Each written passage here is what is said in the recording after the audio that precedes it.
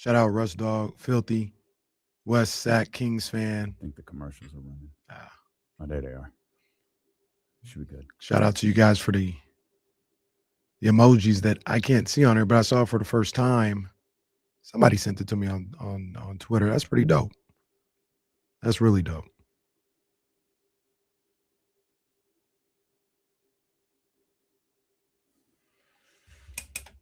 Good luck, Zabo. Good luck, man. That's a hell of a way to spend a Friday night, bro. It's just nasty work right now.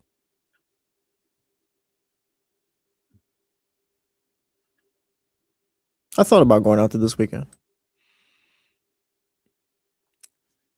Being a neutral observer, I guess. For you guys, it sucks. For me, it's like, wow. What weather. Wow. What a stadium. The killer is the White Sox, though. You got, what's his name? Murakami, I think? Yeah, they call him the Southside Samurai. That's a fire ass nickname. That boy been killing. That's kind of heat, though. That's kind of heat, though.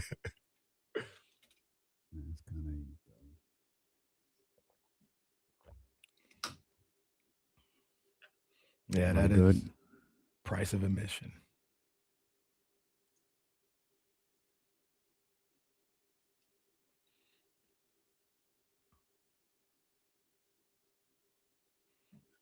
I wonder if Ohtani is like he's probably gonna be the best, but like is there ever anyone that's gonna be as good as Ohtani that comes from Japan or anywhere over there? Or is he just like a complete outlier? I think it's that. Complete outlier? Like, so for instance. Well, I mean, just baseball. It doesn't have to be Japan. Just baseball. Like, Shohei's the first is Babe Ruth. True. But he's special. But there's MVP caliber players in America. Are there other MVP caliber players in Japan?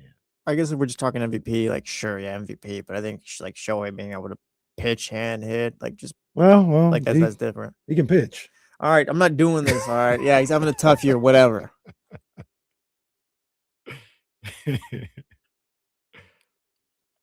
Nah, I mean he's like I said, he's a one of one. But are there players out there that can be 80% good as Shohei? And that's like MVP, not just like a good baseball player.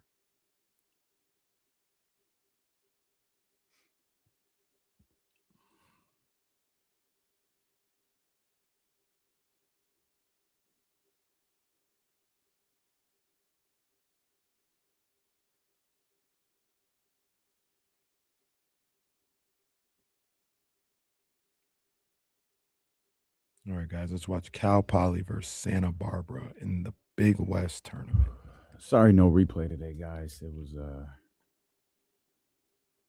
Kyle's not here. Yeah, everyone's at Bottle Rock. Kind of what it is. Yeah. I had to take a break. Jonathan was walking in. It's a weird thing where it has to be fired from this exact spot. And I don't know why that is. I never asked Kyle. But it's not like Jesse can do it from home or I can do it from home. We don't know. It has to be here in the studio for some reason. So every once in a while, that replay won't run on the stream. Obviously, it's on the radio. It just won't run on the stream.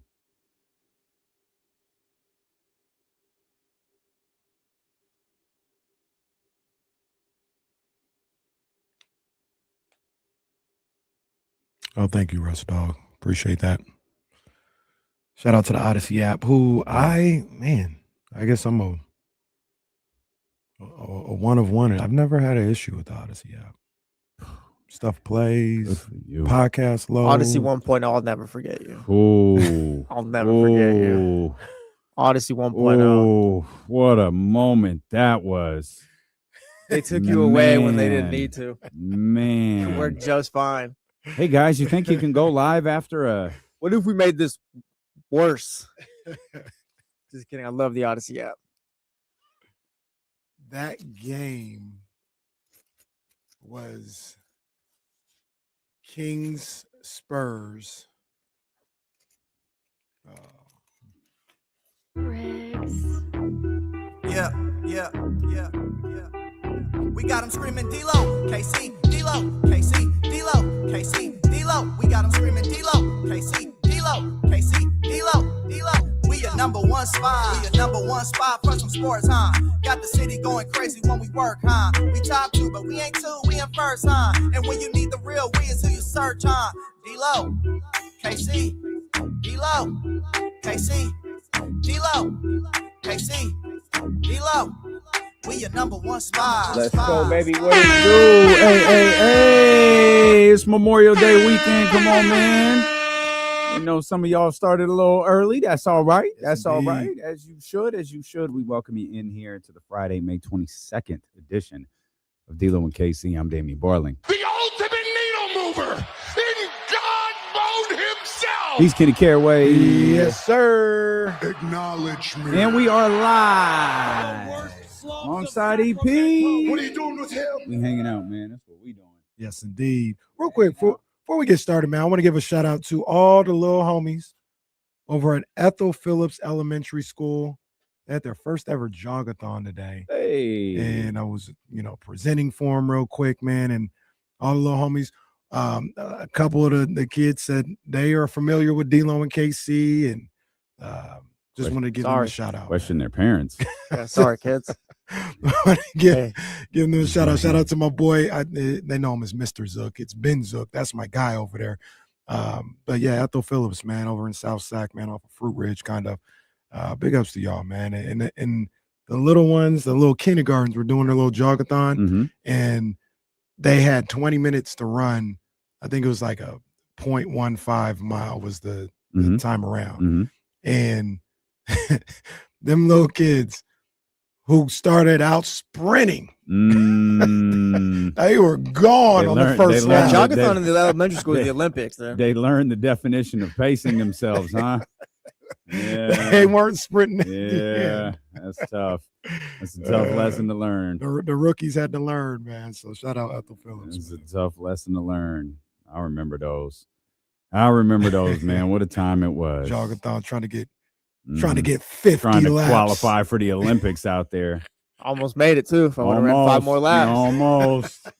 That's where it ended for us. The people that put money on me disappointed. Oh man.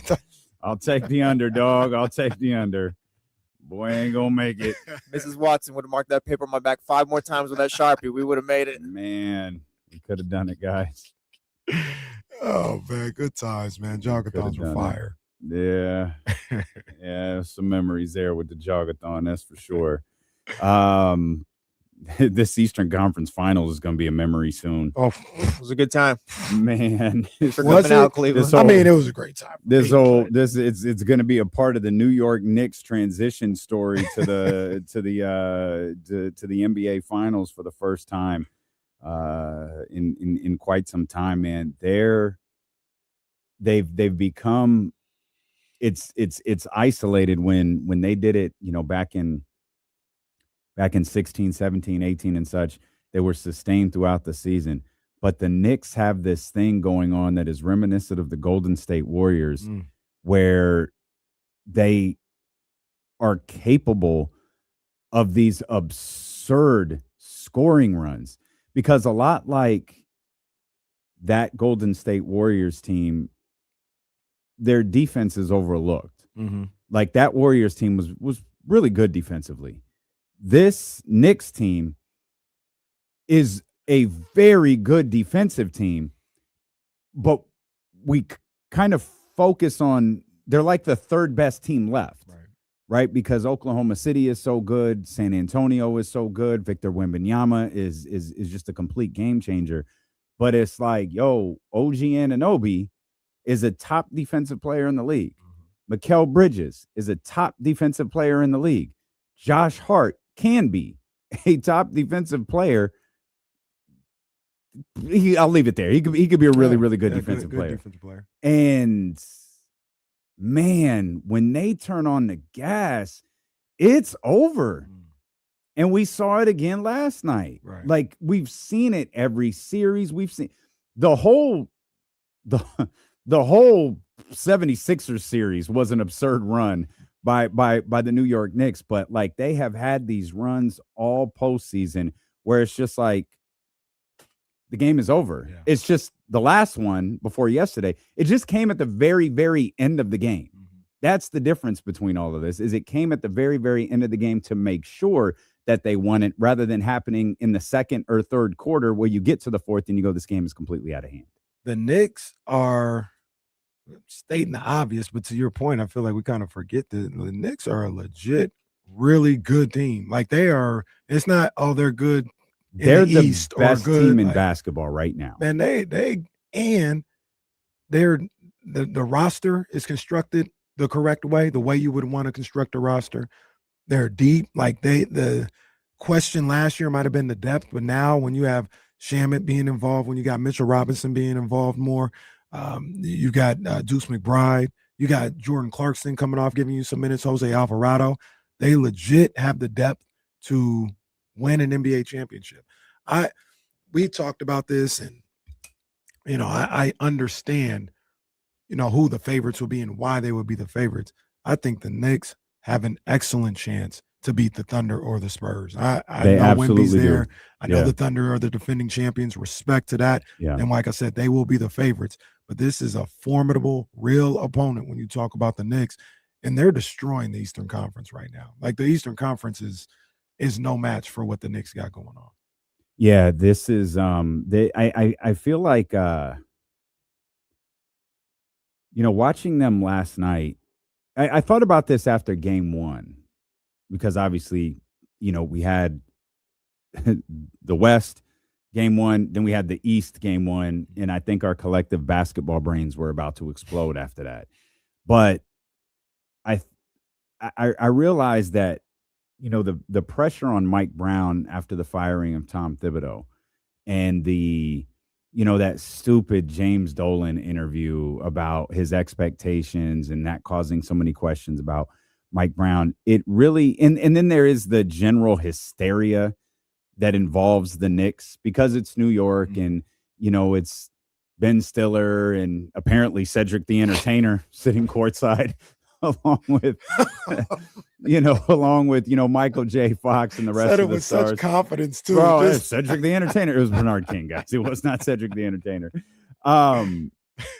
Shout out to Lance Woods for bringing that one, even though he politicked TC out of his American River College basketball team. That's what was the call from the other day. That we couldn't that's remember. right. That's what it was. You're right. But like, there's that general. The Knicks aren't covered as a regular basketball team because of New York, right? And partly because of the Garden, but it's New York. From a purely basketball perspective, the Knicks story has not been told well enough this season. Except when it was bad. They told the hell out of the story when it was bad. But when it got good, it was kind of like, okay. And then they left it. And I don't know if that's because some people felt like an inevitability with Oklahoma City.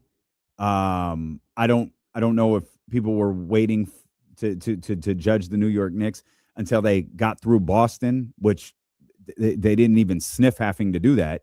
And I just thought, like, especially last night, like, because I'll keep saying it till I don't think it's true anymore. I've been saying the Knicks are playing the best basketball in the playoffs. The Knicks are the best team in basketball right now. And I will state when that's not true, but right now that is absolutely true. The Knicks are the best team in basketball. It doesn't have to do with them playing the Cleveland Cavaliers. It doesn't have to do with them playing the Philadelphia 76ers or any lesser opponents. They are capitalizing on what they're great at. They have a multitude of guys that can score, and when it is time to shut a team down, they have the ability to do it. I do think it'll be different when the NBA Finals come around. I do think it's going to be that chess match that we're seeing in the Western Conference. You're going to have to, if you're rooting for the Knicks to win the NBA championship, you're going to have to put a lot of faith into Mike Brown, because we're going to witness it tonight. We're going to witness it in Game 4. We're going to witness this chess match between Mark Daigneault and Mitch Johnson moving forward in that series. I do not think the Knicks have gotten the praise that they have deserved this season for how good that they are. I think all they have gotten is the their fan base is obnoxious and Mike hates Cat and this whole thing is going to blow up. And then once the fan base doesn't die down, but once that other story died down, no one really wanted to talk about it anymore other than, oh, we expected them to be here. Maybe you did. And that's fine. I think we all did. I didn't expect them to be this good at this point in the season. Yeah. They are playing their best basketball of the year right now, and there's a strong argument that started well before the postseason started. And, to be completely honest and be completely fair about this thing, Mike Brown deserves a ton of credit. He does it absolutely because what he's been able to do with this team since it started in game 2 of the Hawks series. I didn't like the way game 3 finished, but I just didn't like the way game 3 finished. But it started in game 2, and rightfully so. He deserved a lot of heat for the way that game ended in game 2 with the Hawks blowing that lead and not being able to get the ball to Cat and find ways to stop CJ McCollum, all this other stuff. But since those moments, man, he's been absolutely dynamite. And he's tapped into whatever he needed to tap into with that team because, like you mentioned, they've played lights out since game 3 of that series. Since CJ McCollum hit that game-winning shot in game 3, it's been lights out for the Knicks. And Mike Brown deserves a lot of credit for that because if things were going bad, you said it the other day about Kenny Atkinson blowing that game 1 lead. If that was Mike Brown, he'd be destroyed. Yep. And he's got these guys playing the exact opposite for the better part of 3 weeks now, and he deserves a lot of credit for that.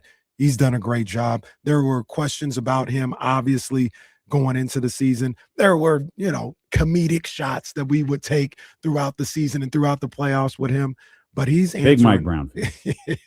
He's answering all of that and has his team on the doorstep of the NBA Finals and with a chance to win a championship. And, man, salute to him. I just want to make sure he gets his flowers right now because he's done a fantastic job. I do. I have some frustrations with Mike. More about his time in Sacramento than I don't really care what happened in Cleveland or LA. But I think Mike is a fantastic coach. Mm-hmm. And this, if there are things that I've been critical of Mike about before, he's been able to get away from those this year with the New York Knicks. He had to. Mm-hmm. Like we talked about going from the playoff year into the next year. And I believe we had this first conversation after that famous Knicks game. You're not going to be able to coach this team the same way the next year. And he was just adamant that he could, and he couldn't. And they not that Monty did him any favors, not that the front office did. They didn't. Both things can be true. But he had to adjust, and he didn't. And when he did adjust, he adjusted out of spite for his front office. Now, that's two entities not working together, and I get that. Mike had to adjust and change. It like that moment happened for Mike in the middle of the season. It didn't happen from one season going into the other. It happened in the middle of the season for the New York Knicks. And I think Mike is while I hate the way that things ended here, I hate that him in the front office were never able to get on the same page. He's a fantastic coach. Mm-hmm. And he's going to prove his worth because they're advancing. I believe they're advancing. I'm not counting Cleveland out yet, though. Mm-hmm. Cleveland was down 2-0, headed home in the last series. I don't know that they can get 2 in a row against this New York Knicks team in Cleveland, but I'd be shocked if Cleveland was swept. Mm-hmm. Like, I'd be really surprised if they couldn't grab 1 at home. Like, this is what we talked about yesterday. This is the Max Strus moment. This is the Sam Merrill moment. Like, these guys were awful yesterday. All of them. Donovan, everybody was awful. They couldn't hit a 3. They couldn't do the things that they're better than the Knicks at. They couldn't actually do yesterday. But I do think the Knicks are moving on. Mike is going to prove his worth in the next series against either Mark Daigneault or Mitch Johnson. I'm definitely counting the Cavs out like that boxer who took a dive last week. That's it. That's it. It's over. Well, to be clear, I don't think they're going to win. I think they're going to get swept. Oh man, I think they're going to get swept. Man, yesterday, that'll hurt me. That'll sting. Yesterday, I don't want them to get swept. Yesterday was like really, really tough. Really, really tough. And when people were talking about, the Cavs can't recover after game one, I understood what you were saying when you were saying, like, you guys didn't think they were going to win the series anyway.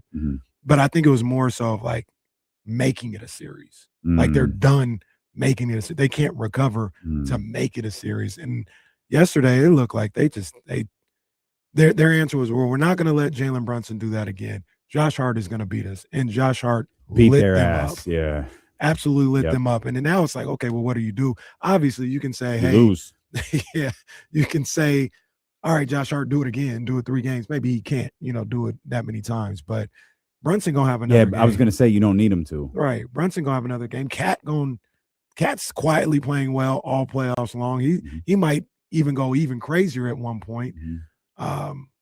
You just don't have any answers. And now the thing that makes the Knicks even more dangerous, and why I see a big picture thing with them, is they've rediscovered Mikal Bridges.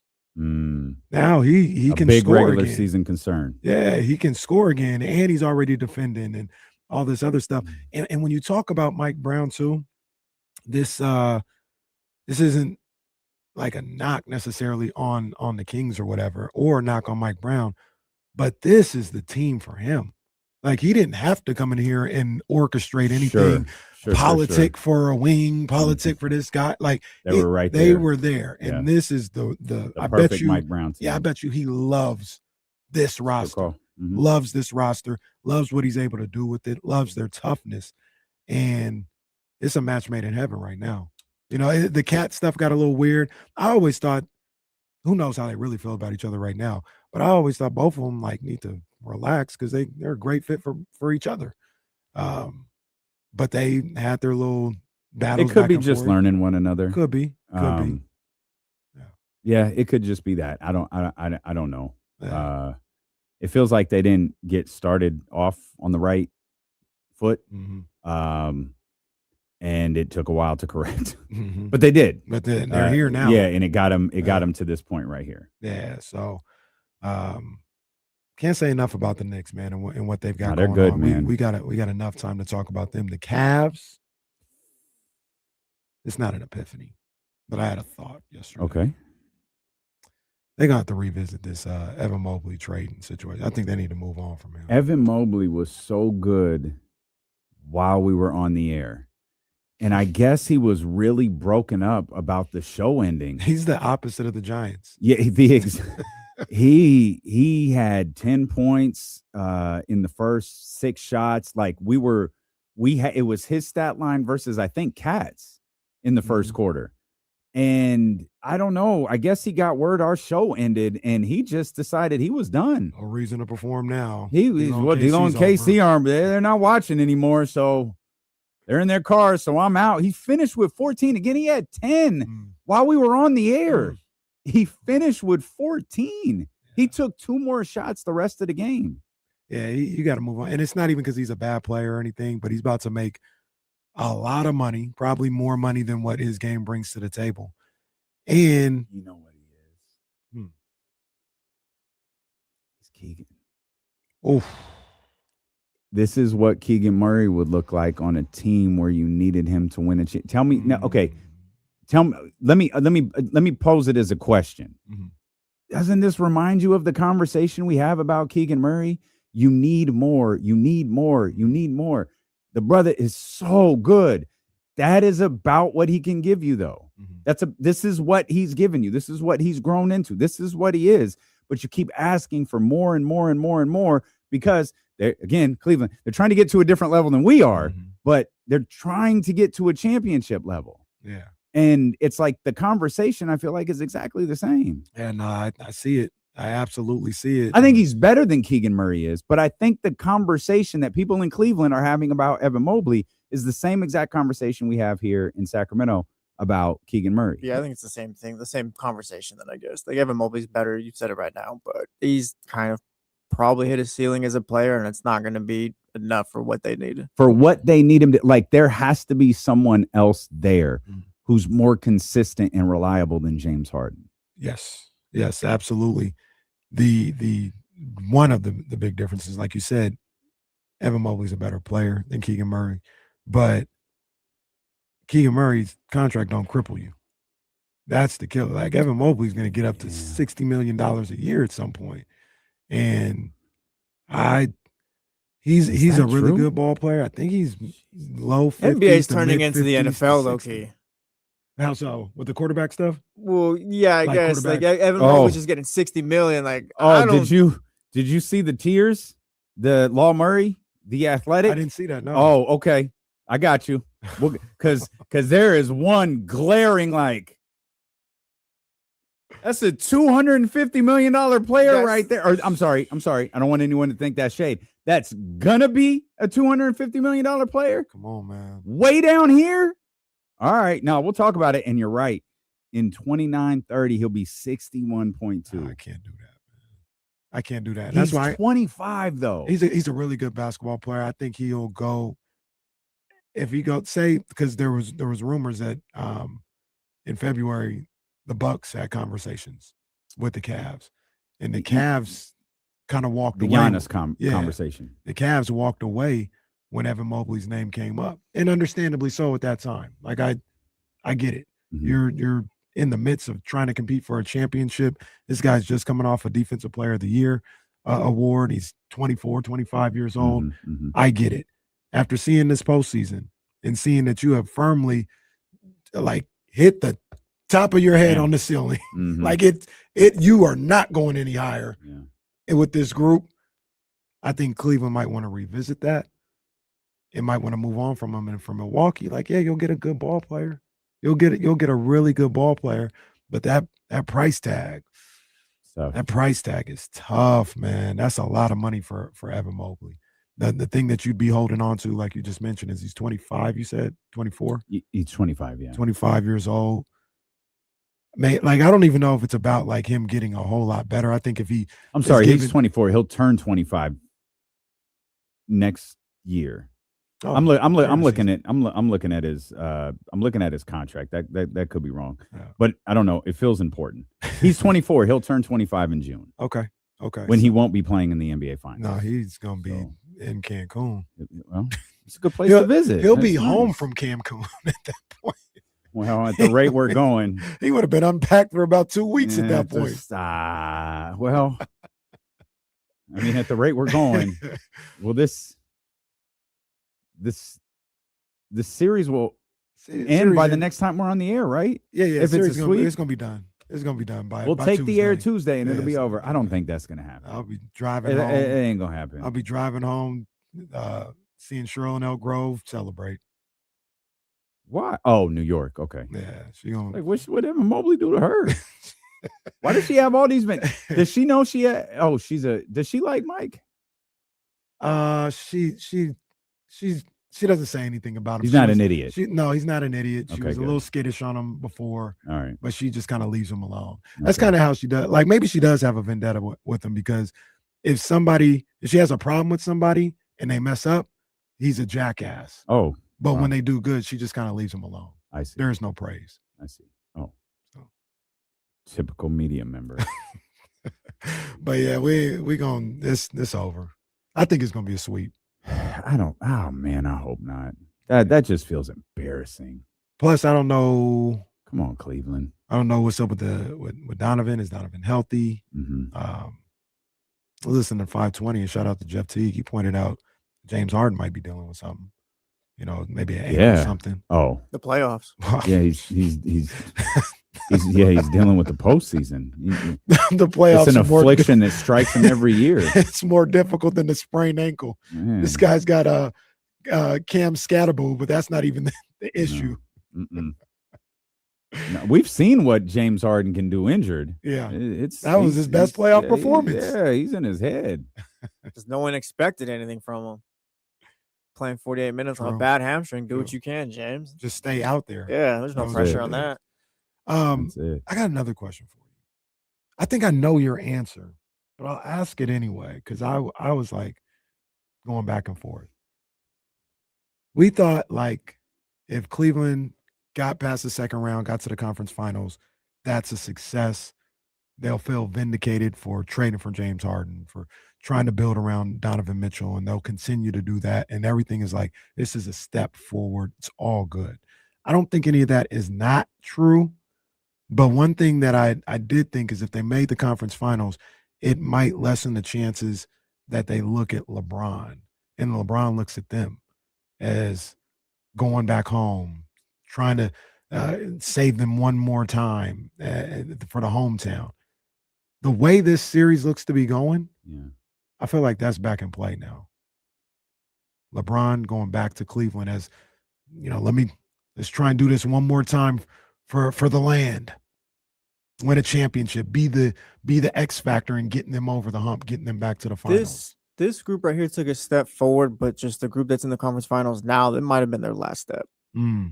Like, I don't know if there's a finals in their future or anything like that. No, I don't think so. Yeah, Either. So it looks more like if this was, the narrative, it looks more like LeBron said, I could go back to Cleveland to kind of save, be the missing piece to get these guys over the hump. As opposed to if they were already like a championship contender, maybe it wouldn't have that type of feel for LeBron. I don't think he should have that feeling. You don't think he can be the X factor? With James there? I think James would be back. If you made the move, if you just bit the bullet and went and got Giannis for a year, sure. So if they made the Evan Mobley trade, got Giannis, re-signed James reasonably, and sign LeBron, that would LeBron would be like, oh, we're going for one last run. Yeah. And he'd have a legit LeBron might feel that way with this roster.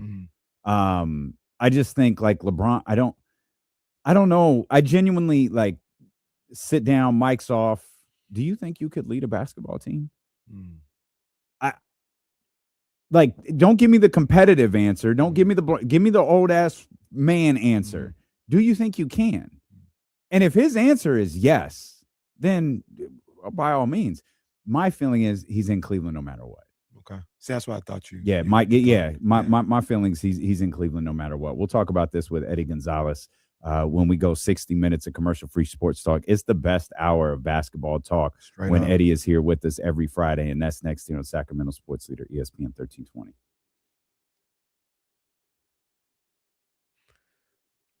Can I do something that sounds a little blasphemous, disrespectful? Not trying to be that way at all. Not trying to be that way. Let's get that boy in here. Say it in front of Eddie. Yeah, oh, Eddie, boy got the head down. Boy got the head down. Come on now. I got the boot, man. I thought D-Lo listened to Iceman for a week and said, nah, we can't have him doing a victory lap over here. Never that. Numbers. I thought, then I got the email there. I was about to get off my computer. So. No, never that. Never that. You played GNX this week? What's that? Did you play GNX this week at all? No. Okay. No. I didn't. I played it as many times as I played Iceman. Look, honestly, I thought about playing GNX. I thought about revisiting GNX because I like the album, and everybody was, the discourse was like, "Oh, GNX is so much better than Iceman." So I said, "Let me listen to this." I never got around to it because I don't have my car this week. What I will say? I know y'all had a topic y'all were on, but I'm noticing the new thing is, because I used to laugh when they did this with Kendrick. And it's flipped now where I'm watching people on TikTok and Instagram, they're listening to, or they're mimicking Kendrick and and they're doing that. And now we're deep diving Drake bars to the fifth power. We're just I found this tweet from 2012 and Drake is on a next level. He remembers this one intricate detail of a video and this is what the bar means. And I'm I think we're just too far beyond. No, man, we are. Man. I think this was a real. So far off the deep end now, but I think this was a real entendre. I think it was real wordplay. But the St. John the Baptist joint, the Lamb. I was all right, man. I like the bar. We don't have to do all that. I see the TikTok of Buddy, the bucks on your face or bills on your face, all the Drake. And the buddy he said it's a sextuple entendre. I said, wait a minute, man. Come on, man. You know They which do one that did stuff get me with though? Kendrick too, and it's That's what I'm saying. Like we flip flop Yeah. now because they were Yeah. doing. I tweeted one time. I was like, I know Kendrick and them get on Twitter every day and laugh when they find out what his bars were about. Like I know they're like, oh, that's what he said, and I like. But there is what's the one? There's one that like got me, and I'm like, ooh, that might have been the Eagles Hurts bar and something about the logos backwards, and I'm like. Ooh, The number one. That's kind of Yeah. That's kind. He might have been that. I don't know. Oh, you know what was hella funny was when Ish tried to say he was talking about Nas. Hey yo, they running back this ASAP Rocky joint, and it's just trying to act like that weak ass song was nice. He said everywhere in Germany. Everywhere. It goes silent. Everybody's looking because what's your favorite song, Rocky? He picks the worst song of all time. It's an awful song. Oh my god. And then Ice, shout out to Ice because he's like, yeah, that ain't mine. Like I don't like that one. And he sits there in silence the whole time. They play the record. It's silent. Rocky's bopping. He's trying to like. And then it goes, Belgium. I said, all right. Everywhere in Poland. Everywhere in Germany. Like, no, stop, bro. That's his bar with his wax. Like, overseas, though, they going to love this. Oh, my God. Ain't nobody playing that nowhere. Be relaxed. It's hella funny, bro. The biggest loser, since we're here, the biggest loser is definitely ASAP Rocky. Like, way too many people are just like, your baby mama ain't even posted a single. Like, the crazy I don't know thing how he is- lost the battle worse than everybody. He was like an innocent bystander for most of it, and just started getting jumped in pushed there- on. He jumped in there unwarrantedly. Like, nobody asked him to jump in there. You know, like when your pops teach you how to fight, and it's like, yo, if it's more than one dude, you pick the weakest one. That's what Drake did. Like he was getting jumped, and he said, I'm gonna hit him first, because then I'm gonna be cool over here. And it was Rocky. The cool part is I love Stay Here for Life. I really like that song, him and Brent. That's a dope song. They finding you can't mess with these internet fans, man. They if you did anything that's a digital footprint, they gonna find it. They found Rihanna at Delilah with OVO past the expiration. Now they starting to like, yeah, man. It's you gotta be cool out here on these internet streets. It's crazy. It is crazy. But I had a real debate with my cousin Bingy, who is a great, like, he makes beats. He's a great musician. Speed it up. He listens to music a different way. I told him Janice was gonna be the number one song in the country. He's like, no, you don't understand. It's Cheetah Panties. I said, nah, bro. And he hates Drake, but he's like, that's the one. So I'm telling you, Janice is everywhere right I don't know now. if you could say this word on the radio, but Phase, that song, that's my joint. Oh yeah, that one does go. Yeah. I hadn't even really got to those albums like that. Like I heard them once or That's what a lot twice. of people saying. I'm still on Iceman. That's what a lot of people saying. I listen to Iceman too much. I ain't even got over there. Here we go, Eddie.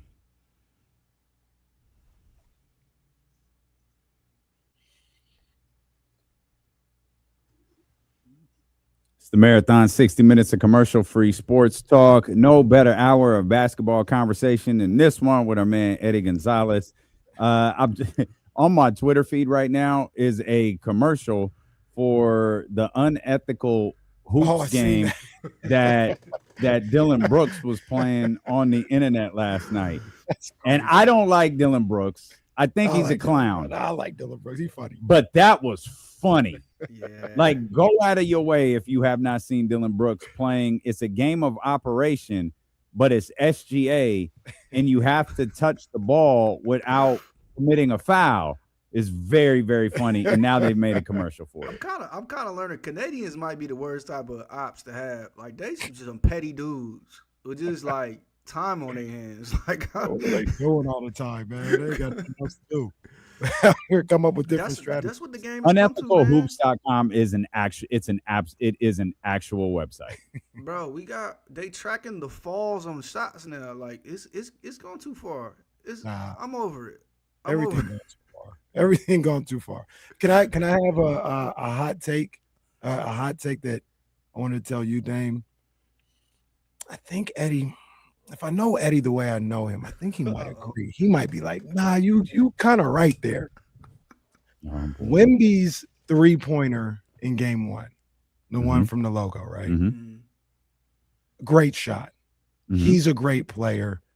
He's the truth. This is not disrespect. It's going to sound like this is blasphemy, gonna be but it's not. crazy. But you know what I thought about as a basketball player? You think about Wemby's hands. The ball probably feels like a 28.5 basketball or a 27.5 basketball, right? Like, because he's got big enough hands. He's 7'5". And people are like, oh, that shot was crazy. Did you see how far he shot it from? And I thought about it like this. If I lowered the hoop at my house to 9 feet and shot with a woman's ball, yeah, you know how many times I could probably shoot from 37 feet out and cash out? A lot. A lot. This is a lot. That's how he played with that. That's what he's able to do. I think it might even be like the hoop is still the same dimensions though. It's still, you know how like your coach do the thing, put the two basketballs up there and they can both go in. It's still that though, and it's from further. He still got to figure it out. He get to jump a little higher when he does it, but it's still from further out. Eddie, you know, if you play with a girl's ball, women's basketball, you know your range. The range goes like probably 5 to 8 feet deeper. But don't you think? It's not a women's basketball though. Like it's all those dudes are tall. So you're saying the shot was trash? No, you're saying it was like weird. just say it. Like no, the shot wasn't trash at all. The shot wasn't trash at all. I thought you was gonna go a little deeper. Like, oh, it was a win-win. There's no pressure to taking that shot. You're down. You gotta shoot it. I thought you was gonna do that. I thought no, because that was onions. That's a little. That was more onions. To take that sensible shot argument. in that moment, that was the game. He misses that, the game's probably over. Because people make the argument like, if you don't got to think about it, like there's nothing to consider there. You have to shoot. It's not hard. See, I think you have to think about that because that was the game, in my opinion. If he misses that shot, it was the series. Well, he probably saw Caruso. He saw where Caruso was and thought, all right, yeah, I get this one. Caruso, because there's Alex Caruso did not think he was going to shoot that ball. He didn't think to close out, and you could see him like, oh damn. Like, yeah, he doesn't start to move until he realizes, oh, he's shooting. Yeah, and then he doesn't even put the hand because he's like, oh, he's gonna make. Yeah, there's nothing you can do. Now. So no, I'm shooting that. I'm playing with what I think is 27.5. I'm playing with that, bro. And the rim is 9 feet, so it's equivalent to like how tall Wemby is to me. I'm shooting from 42, bro. And cashing out on the regular. I'm telling you that right now. I feel like if you got on the Fisher Price right now from 30 feet, it'd be harder than a regular hoop. Fisher Price, yeah. I'm talking about a regular hoop. Cash out. Give me a percentage. If I got 10, if I got 10, yeah. If I got 10, I'm hitting 7. It's 0%. I'm hitting 7. I feel like we can stop. Take a laugh. I'm hitting 7, bro. Stop. I'm gonna do a video. Stop. I'm gonna shoot from one end of my backyard to the other. I'm gonna lower the hoop to 9. I'm gonna use the 27.5. I'm hitting 7 out of 10. Post it unedited. Don't do unedited. I mean, not after warming up for 50 Well, minutes. he got to warm up for 47 minutes. Not from there. That was the only 3. I think he put better. 2 threes the Do whole a whole game. workout and then do it. That's even better. Yeah, he was done. Crazy. He was done. No, and that's what we're gonna do. We're saying Reese, your son, out there to guard you, and like foul you and just be hella annoying for 40 minutes, Little and man then about to take it personal too. He better be like, man, I heard you on the radio, Dad. He could, yeah. Reese gonna take all of his frustrations look, out I'm on gonna you. treat him like Caruso under the basket. That's what I'm gonna do. 9 feet, 10 feet. Let me ask you, like, game winner in a tie game, game winner down 1. Do you look at them the same? In the playoffs, yeah. Same. Yeah, like that. We're tired of going to overtime. It doesn't matter. Yeah, you said it a second ago. That game, or Casey said that game's over. Yeah, if he don't hit that shot, that game's over. I thought that was see, Eddie, I disagree. I thought that was a super pressure packed shot when he shot it because that was it. And it was. Don't get me wrong. Also, he did shoot it from left like with the ever away. Yeah, he shot it from 29 feet out. Yeah. No, it was one of those things too. Like, but didn't that tie the game? The game wasn't tied. He had to make it to tie it. So that's what I'm saying. Like, the way it unfolded was like, he he could be real ballsy right here and take this shot. Is he thinking that? And then in the time like you have that thought process, he takes the shot. And it's like, Yeah, at no point did I think that was happening. oh, he dropped him. He went. let him hang today. Onions. And he had multiple plays like that late in that game. Like he made all. Like I know they've lost since then. He wasn't a superhero in the second game, but that was one of those games. That was one of those like performance. That was one of the best performances I've ever seen, and it felt like the LeBron Detroit game where I walked away like, oh, that's the best player. Yeah, and he's gonna be the best player for a long time after this. Yeah, this like I tweeted, this is the worst he's gonna be until 2040. Yeah. Like he's just gonna keep getting better now. And he's shown us he can. This is his first playoff run. Like you don't chip up in your first run. That's not how it works. Timmy did it. Like Magic did it, but different roles. This is the guy, and he's on the like again. He still got to win this series, but I was just like, like my comparison for him is like we had Wilt and we had KD and then Rudy Gobert, and they all just ran into each other, and then we get this guy. And then we gave him a supervillain origin story in France to where it's like we made you hate us too. Like you got a little bit of xenophobia now because we made you cry in your hometown. Like, and he's like, he is wired like we need the best player in the world to be wired. And he's just like ultra competitive and I don't care. And the amount of pettiness he has and competitiveness, like I'm running out of ways to hate on him. And it's going to be one of them things where, like, you're going to be the weirdo. You're going to be the guy that's saying, well, Thriller only got 5 good songs and it wasn't all that great. Yeah, don't be the Ebro. Like, don't be Ebro when it comes to Wemby. Don't do that. Because he's already a good jump shooter. He's going to be he's going to improve. He's clearly working on his game. Like, coming into the league, his floor was Rudy Gobert, who can average 20. And now there's no ceiling. He was that guy rookie year. He's, like, not to be dramatic, but he's one of the best defenders we've ever seen, almost by default. But he actually goes out and does it too. And now he's a dominant offensive player. 40 whatever and 22 on the road against the champs. Yeah. Like that doesn't happen every day. Like there's only a few of those who have happened, and he just did it. So yeah, I got to salute that dude. At some point, this is league, and it just is what it is. The crazy part about Wemby too, and I think we saw this a little bit in game 2, and it's fine because he's in his 3rd year or whatever. Like he's gonna get so much better. His game isn't completely refined yet. Like he still has moments where like they tried to get him the ball in game 2, and it was like, okay, well, where are we gonna get him the ball? Like, are we gonna go to the block? Sometimes we'll get him on the wing, and then when he had it on the wing, wasn't really sure what he wanted to do. You saw that at the end of game 1 a little bit too. Like there are things that he still doesn't understand that he's going to understand with just more time in the league. Like if we have game 2, that the way game 2 was in the 4th quarter, if we have that 3 years from now, he's gonna be like, oh no, get me right here at the nail, and I'm a jab. If he moves his feet, I'm pulling up. If he doesn't, I'm gonna blow by him. Like he's gonna know exactly what he wants to do. And he doesn't know that yet, and he's still killing. He's still having 40-20 games. The shot he doesn't have consistently that I want him to get, and when he gets it, it's over, is just like the catch in the post, 10 feet away, 18 feet away on the baseline, and just turn and fade. There will be nothing anybody can do with that shot. And once it's consistent, who actually does it really well is LeBron. Once he has that shot, it's over. Like everybody wants him to shoot threes, but if I can catch the ball anywhere within 18 feet, and all I gotta do is turn around and flip, and I'm making half of those or whatever the nice number is for them to be worth it, it's absolutely over. They struggle a little bit, like you said, with where to get him to catch. He likes to create off the dribble, which is like terrifying. Every once in a while, he has a drive that doesn't look like a regular player. Like it's like This is the thing. This is the thing I've been saying for a long time. When I was little and I was playing NBA Live 96 or whatever to age myself, and you're a creative player, and like I used to do 2 things. I would do like the rappers. Like I would make a team of all the rappers. So I would have like Tupac and Biggie on my team and like all this stuff. And I would make then I'd do another one like the superheroes. I had Wolverine and Spider-Man, like whatever. But then like you do a season and you make a player.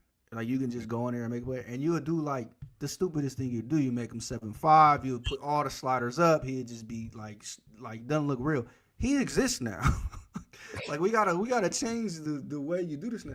He exists now and he's gonna keep getting better. Like he's not gonna win 82 games, don't get me wrong. He's not gonna make every one of his shots, but I have never been more sure in my life that like this guy is gonna win more. If health permitting, this guy's gonna collect all the things and he's gonna be the man. Like even early LeBron was still like some question. Like, all right, he's still like, he gotta get his jumper down pat and he gotta get a good team. Like this dude is doing this in year 3 and it's really like the Unk from Diamond Gym is scaring me. Like I'm this is too much right now.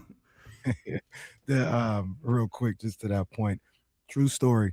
My cousin Ace, he was like a notorious video game cheater, and he would make a team like that. And one time he made the Holy Squad. It was God, Jesus, Moses, Abraham, all 99 plus. And I don't know how he got all the attributes to do this. I'm like, bro, I'm not playing with you no more, bro. What are you doing? We've all lived the same life. Like I'm not playing with you no more. Also, side note. Wait till God find out. Like, hey, right. Real quick. How sick of the Thunder right now? How sick of the Thunder right now? Like, you got all your guys, and they're all 25, 26, 27, and you're like, yo, we're going to run this joint for 5, 6, 7 years. And here come this other team, and they're all 21, 22, 20. And it's like, we might actually be better right now. And our guy is better. And it's like, how sick are you if you're that team? Now, they got 1 million picks, and they're going to keep being good. And we're going to see this series a few more times. But you got to, like, damn, what can we do at this point? Right. But it also makes me wonder because what you just said a minute ago, Eddie, like this is his 3rd season. This is his first playoff run. If the Spurs won the title, if the Spurs beat Oklahoma City, it's going to turn the whole league on its side. And everything that happens, and I absolutely believe it's starting this offseason, is going to be done with the idea of combating Victor Wembanyama. And if Oklahoma City loses, for what you just said right there, if Oklahoma City loses, I wonder how soon they go, we've got to make a move, because I don't think it's going to be very long. But I wonder how quickly they go, we've got to do something. Because Dylan Harper is going to get – you talk about Wemby, this is the worst he's going to be. Dylan Harper ain't even begun to show what he's going to be yet. In that game 1, he was incredible too. And I think they all gassed out in a lot of ways. And Dylan he doesn't have the handle they need in this series, especially against this team. I don't think that any of the guys on that team do. You watch Castle have 11 turnovers in that game. But he was the guy who could create when Wemby was gassed, and they needed something. He's also like a really good finisher inside, like, and that's where a lot of this series is happening, is in the paint and at the rim. And like you said, it reminds me of Shaq. And we remember Laker Shaq because we see him in town every year, and we were booing him and banging our cowbells. But Shaq had this effect on the league where it was like, okay, well, we need a plan for him.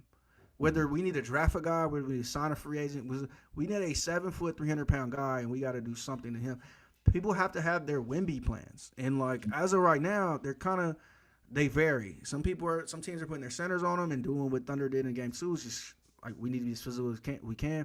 Some teams go small on him and like, yo, let's get under him and let's double but teams are gonna have to instill plans to deal with him in general, and especially in the Western Conference. It's like, if we want to win the West, we literally have to get through him. And I'm seeing a lot of fans of a lot of teams go, oh, we can't compete. Like, I look at this series and we don't have the stuff to keep up with this guy. And that's the reality we're in. Like, you have to have a plan for Victor Wembanyama, and then to tear down from there, you need a plan for Dylan Harper on the other side of that. And you need a plan for a couple other guys as you continue to go. They keep running this lineup, and it's 4 2 guards, essentially, and him.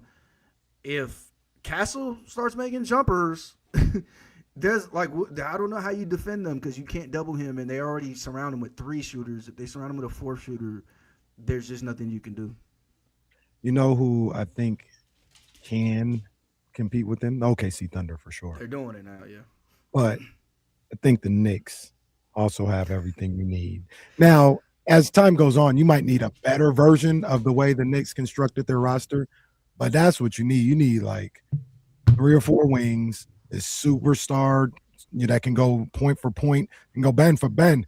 with any shot that Wemby wants to do in Jalen Brunson. And then a guy that obviously isn't as good as Wemby, but he's not Rudy Gobert either when you talk about Cat.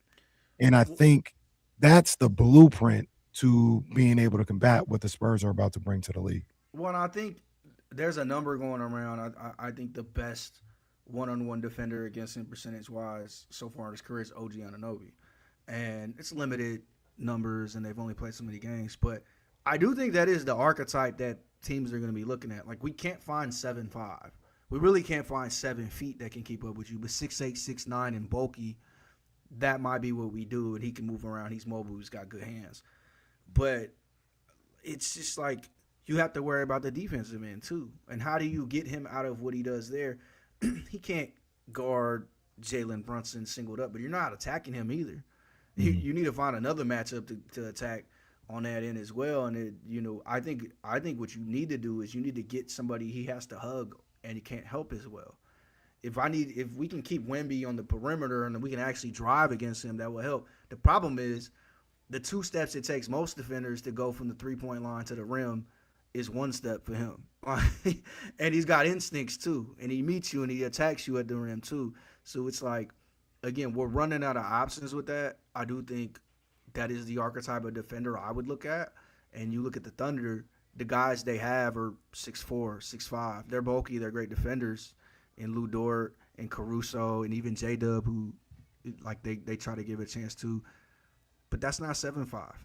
Like, that's not stopping that guy late in game. If he can get close to the rim, he can just jump up. Like, again, we're running out of answers, and he's going to get better. This is 22-year-old Wemby year 3. What does 27-year-old, 28-year-old Wemby look like when like the instincts and the athleticism are all peaking, and he's like even madder at everybody, like, or he's setting more history. And he said that the way he answered the MVP question, like the way he just scoffed and was so annoyed and was like, yeah, I'm going to win a few of these. Like, he means it.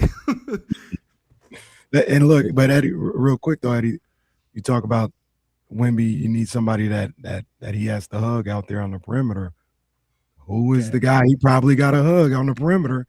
And that's Cat. Like I said, we've talked about this. So me and Dame have been going back and forth about this. And Dame has, I don't even call it a hot take. I think it's accurate about the Knicks. I'll let him tell it.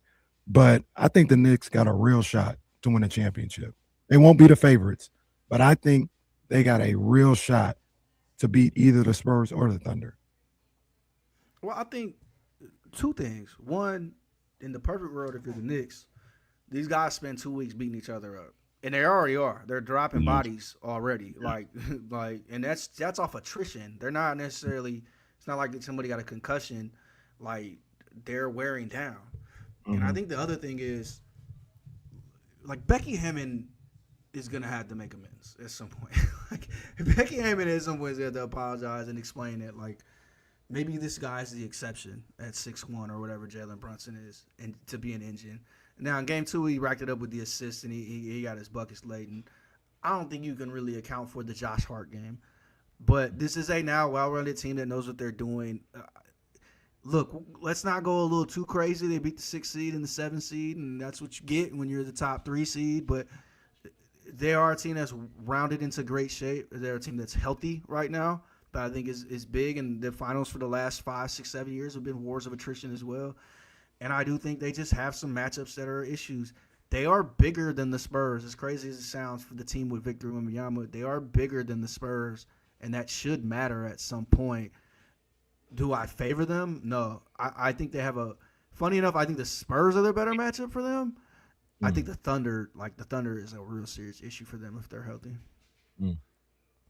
It's Eddie Gonzalez with us here on D-Lo and KC. Eddie, the hot take KC was referring to is, I think right now at this exact moment, the New York Knicks are the best team in basketball. No one has played better than they have in this postseason. And once you got past those first 3 games of the Atlanta series, they've been unstoppable. They have had constant runs. We saw an 18-0 run yesterday. We saw a 44-11 run the game before. They've had those runs all postseason. They've had those runs really through the month of April, similar to what the Warriors did back in their time in 16 and 17 and 18. they would just put a team away. There would be a point in a game, and everybody knew it was inevitable. They were going to put a team away, and it almost felt like Cleveland knew that was going to happen last night, that the Knicks were going to go on a run, and they were going to put them away. And a lot like those Warriors teams, Eddie, the New York Knicks on defense, partly because Oklahoma City and San Antonio are in the equation on the Western Conference side, their defense gets overlooked. This is a really, really good, really, really physical basketball team. And I don't think they're going to win the championship, but I'm with KC in the sense of whoever they go against, they got a real shot to do it. Yeah, and they're clicking right now. I think Tim Legler had a good breakdown of it. It was kind of a routine play, but a play where Jalen Brunson got downhill, and then the Cavs had to start helping, and it was simply just a kick to the wing and a touch pass into the corner from Mikal Bridges' three. But he put a great display together of how they were all just moving on a string. Like, Mikal was diving on the baseline, realized what was happening, caught back out to the corner. Josh Hart knew immediately, I'm kicking it to him. I know where he's at. And Jalen Brunson knew exactly what to do once he starts seeing the bodies moving. That's a team that's in sync. It's a simple play, but it's a play we watch fumble every game 100 times a game, and they put it together so quickly. And they do have that firepower. They are built in a way that it's like we have our hub, who is Jalen Brunson, and then we surround him with a ton of guys who can and will make threes. Now, you have a night like last night where it's Josh Hart, who they're daring to shoot, and he finally hits some. But for the most time, it's a ton of capable shooters. It's OG. It's Mikal. It's Deuce off the bench. And it's like these guys who are willing to shoot and will make them. And then obviously Cat, who is taking less shots and got more of a facilitator role as the playoffs have gone on. But he is, according to himself, the best big man shooter of all time. So you have this situation where we can spread you out, and our guys know where they all are supposed to be, and they're willing to shoot because they're kind of waiting around all game to shoot. But on the defensive end, what they have, and what I think the two teams on the West don't have, and I think the Cavs don't have either, which is why when people are trying to figure out why James Harden ends up on the island, is because they don't have 6'9" OG Anunoby, 6'7" Mikal Bridges, and Josh Hart, who is just a pit bull and will work through it, that will make sure we can still hide Jalen Brunson. On the Cavs end, they have Dean Wade, who is trying, but he's out of the play, and Donovan Mitchell, who, like, I know he's hurt, and that's kind of like the narrative now, but like dirty little secret, he don't guard too much either. So they don't really want him on anybody either. That's why they're hiding him on Josh Hart and Shamet and whoever else they can hide him in, and they're leaving James Harden out there to jump right in the fire. Whereas the Knicks have strategy, and they work on this, and they have bodies who work through these screens and make sure that Jalen Brunson can be hidden and doesn't have to be put into these actions like that. And so, like, they have a system that works. We've criticized Mike Brown all year. I have too. It was an up and down season, but they know what they're doing. This is the playoffs is where continuity matters, and I think you're seeing it in the Thunder in Game 2. I think you're seeing it with the Knicks. I think you've seen it throughout the playoffs. But they are a team that is built to win in the playoffs and to win firefights, and they continue to win them. And they're going on a 44-11 run to win the game. And it's like, I was laughing at the Knicks just like everybody else in that fourth quarter, but it still felt like they were alive. And there's something about the Garden, and they'll get 3 of them in the finals if they get there. They just got something going. So I'm not counting them out. I still think they would be the underdog against either team in the West. But again, those guys are dropping like flies out there, so we don't know which version of either of the two of them we're going to see. And that's just how the cookie is baked sometimes. We don't get the full team when we get to the finals, and that's who you got to play, and that's who you got to be. You could say last year the Thunder's title was built on an injury when Hallie goes down in Game 7. We could do that dance through the last 10 finals if we want to, and that might be the thing this year. And does it cheapen it? No, because the Knicks are playing their asses off. Are we gonna look back when we're making our arguments in 5 years and go, man, they beat the 7th seed and the 6th seed and they beat all these, and then this guy? Maybe, but if they do that parade down Manhattan, it won't matter. They won't care. Real quick, KC, it's the marathon with our man Eddie Gonzalez here. 60 minutes of commercial-free sports talk on KIFM West Sacramento, KRX QHD2 Sacramento, ESPN 1320. Always live on the Audacy app, iHeart app. You can watch the show on twitch.tv/ESPN1320 and youtube.com/ESPN1320. Shout out to everybody listening on 1320 AM or in the ride on HD radio 98.5. Little birdie told me that those numbers on 98.5 HD2 because from experience, our voices sound absolutely spectacular in HD radio, like absolutely 10 out of spectacular. 10. Yeah, Harassment if we gone in that HD. well, I wouldn't go that far. Since March 11th, the New York Knicks 21-5. Ooh, boys is cooking. Them boys is cooking. I just came across something, and forgive me for doubling back, but I got my man Dame here. I got Eddie Gonzalez. I think you guys will appreciate this. Have you guys seen Wemby's numbers in the Western Conference Finals? Like his averages? Let me read them off. 40 in game one. So let me just read this to you guys. It's only been 2 games, obviously, but look, Wembanyama, 31 points per game, 20.5 rebounds a night, 4.5 assists per night, 3.5 blocks a night, 1 steal. He's shooting 53.7% from the field, 44.4% from 3, and 93.3% from the free throw line. 30 Come and on. 20. It's kind of crazy to be like, that's kind of what I expect, though, right? He's a giant, but That's it's also ridiculous. crazy to do it.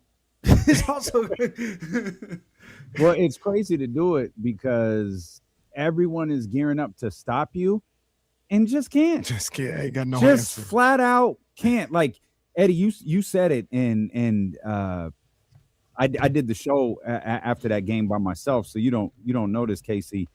That was the first thing I did was draw the comp to that LeBron game. Like you watching that game one, you felt something. And I tried to draw back to the last time I had that feeling, and I feel like it might have been a Warriors team, but I absolutely feel like it was LeBron James in that game against Detroit, where he scored 25 unanswered points or 25 points by himself. I was trying to like word it throughout the week. Couldn't figure out the right wording, but like I think he's the greatest like athletic specimen ever already. And that's not to say he doesn't need to accomplish stuff, but like you make this in a lab. Like he's not supposed to. Like I wasn't alive when Ralph Sampson came around, but it was like, oh, that's gonna change basketball. And Ralph ended up being a good player and on. But this was like unseen, and we waited for years. Like, you know, when is the other shoe gonna fall? But he just like lived up to it. He just ends up being the guy where like, yo, if it plays out, he can be this. It's crazy to watch. And like I think LeBron is the only thing it reminds me of, because LeBron was that level of prospect, but even then was like a kind of growth period where it was like, okay, he can score, and it's like, yeah, but we gotta see him do some. Maybe he's doing this already, and like LeBron went to the finals at 21 years old, so it's not like I'm saying like it took forever, but it does feel really fast. And he hit the ground running immediately, being like this good, and he's continuing to get better. It's crazy to see in real time. Speaking of prospects, man, are you tapped into the draft process right now? Obviously, the combine happened, and individual workouts are starting to happen, but just some of the rises and falls in mock drafts and everything. Are you tapped in all of that, or are you just waiting till draft night? I'm kind of waiting till draft night. I seen people. I seen the joke that they're taking AJ off their draft board because he played 1-on-1 with Black Boy, and I'm like, yeah, kind of character issues there. I know before the draft, D-Lo asked me, you know, who had the most pressure, and I said the Nets. Who had the most to lose, and I said the Nets. So watching them get the 6th pick kind of was like warmed my heart a little bit. I'm a little excited about that. But I have seen people say, how can you say Darius A-Cup is too small if we watching Jalen Brunson do this? Now, I don't know. Like, I don't know that he's Jalen Brunson. I like him. I think he's a good player. But it's I'm not as into on the whole process as I should be. I don't really love pre-draft. Like, I don't know how you're getting better or worse right now when nobody's playing. Like, they were doing that. Somehow they were doing that with the football draft, too. It's like, should we take Mendoza? What? Like, yo, they haven't played in 4 months. Like, whatever you thought before, you still think now. Like, what are you talking about? So but they do move. They do move up and down. So this is how it works. You see Wembanyama, and you're like, hey, that dude Mara, I might have to take another look at him. 7'3". He actually could play a little bit. Like, I might have to take another look at him if I got Hey, the. man, don't eighth go out pick there in the trying to draft. find you a Victor Wembanyama. You gonna end up with like they was trying to find a new Shaq, and you get Sagana Jop and all these other players. Like, don't be doing. Bradley out I there. just need somebody that can look him in the eyes. I don't know if he can play or not. I just You're not finding them. History says that ain't gonna work. You better find somebody who can punch him. I look at Victor Wembanyama and look at the draft and go, none of these guys are gonna help. Forget it. well, He made me feel hopeless. Like, we got to all lower our goals for what a good season is with this dude out there, man. look, killer is. I think Chet can look him in the eyes. Doesn't really matter. Yeah, but he won't. He won't. He can, but he Doesn't won't. really matter. When he leave, I'll be talking again, and that's about it. I want to defend Chet, man, because it's like he's not making a decision. Coach is making a decision. And he is helping on help defense. He had a big block on Wemby. But I can't help but look on the court, and I understand what people are like. Yeah, he kind of run around your yard right now, buddy. Yeah. Like, this was supposed to be a thing. I know what the coaches are saying, but, like, as a unit, y'all might want to switch it up, mix it up, do something. But, you know. Well, they did. They did in game 2, and it worked.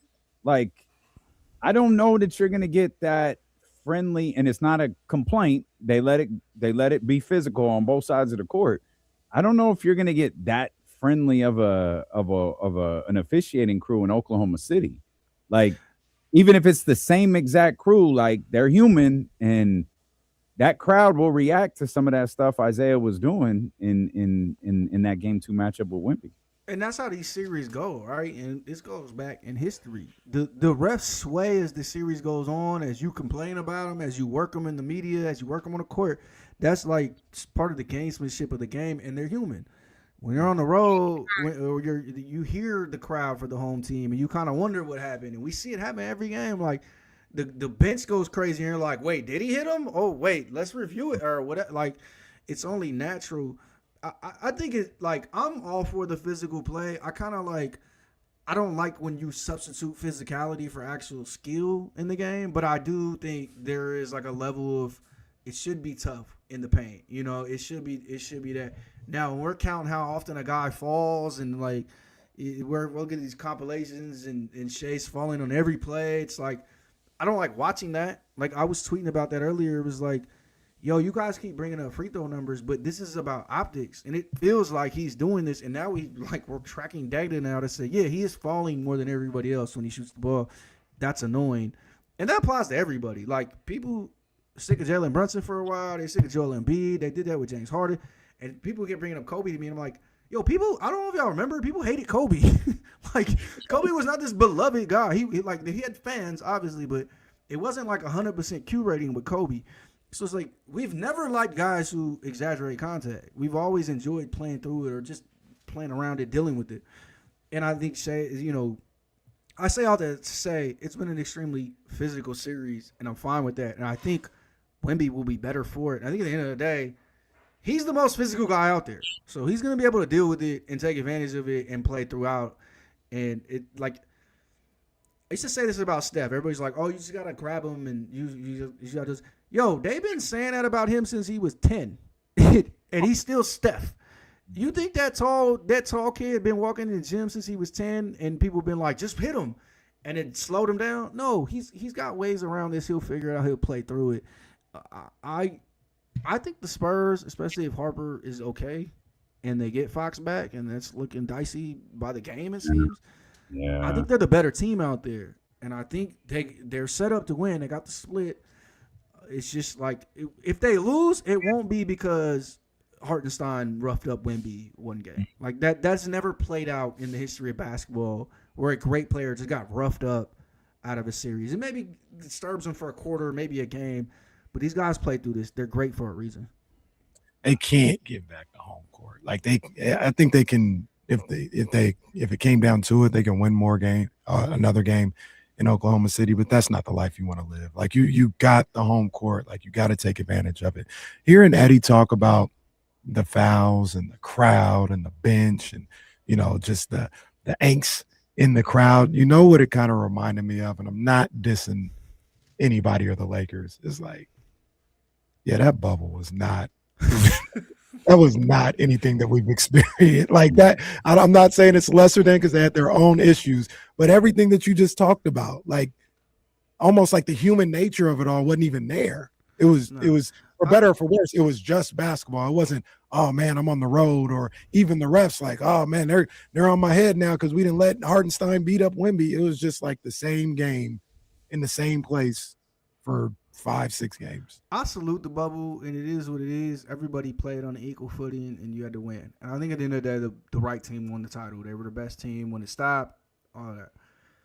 But there is something about a road crowd, and there are players who are worser in front of a road crowd. Now, I don't know that we go through the bubble and look at all the shooting percentages and like this guy has actually been worse every year since then or whatever. Like, I don't know. I'm not scouting. Never looked at a single thing from the bubble again. Leave what's his name? Who was the guy for the Pacers? Leave him out of this. When we show like legacy highlights, even of like Jamal Murray, we don't show that. We don't show Jokic hitting the game winner in the bubble. We don't show none of that. Yeah. We only show when it's crowds and it's people yelling and screaming. Daddy, like, what's those weird screens in the background? Why are there a bunch of TVs around the court? Why are they sitting so far apart? Yo, you know the only place they do that? Y'all gonna laugh. Roman Reigns. That's the only place you see the Terror Dome and the screens in the back. And guess what? Wrestling's fake. Like, so the bubble, you know, it's around the same Bubbles realm fake, as wrestling. bubbles work. Yeah. Bubbles will work. Nah, it just made. Who's Russell Westbrook staring at? Like, why? There's nobody there. What is he staring at? We never see that. But like, there's Except something to a That's crowd. the only thing that we see. There's an intensity to, like that shot Wemby hit. Yeah. There's an intensity to that wouldn't have been there if we hit it in Disneyland. Like there's just not. You cannot convince me that the shot would have been equally as complicated and difficult and clutch if he did it in a warehouse somewhere. You never convince me of that. Shout out to Trista Crick, who the Portland Fire had 2 game-winning shots in their first 4 games of existence.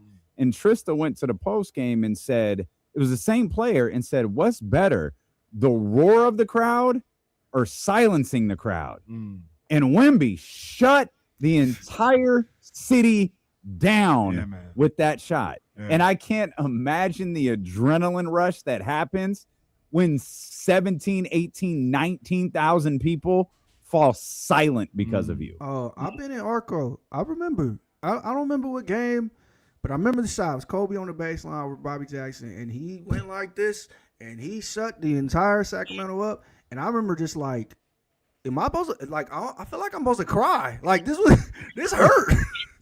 Why did he do that? You ain't got to do that.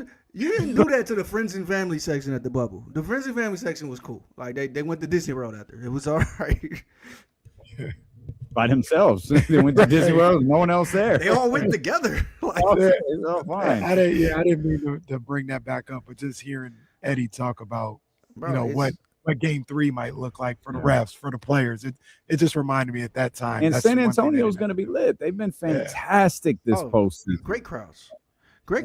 Cleveland will be crazy for the Knicks. Like, it's been It great. will. This matters. There's a reason why you play for home court. It matters. So, yeah, I'm with you 100%. Again, salute to the bubble, but don't bring that up when we talk about the greatest moments in games and crowds, because it wasn't there. Out of here. Anthony Davis got a title in the bubble. He did. That's the last time we seen him play, it feels like. He said he won a real one. He did say that. That was kind of crazy. He said he won a real one. Heard him say that he before. did. Yeah. He said, I think he said it in that same podcast where he was talking. I think it was in the Draymond Green podcast. I think it was.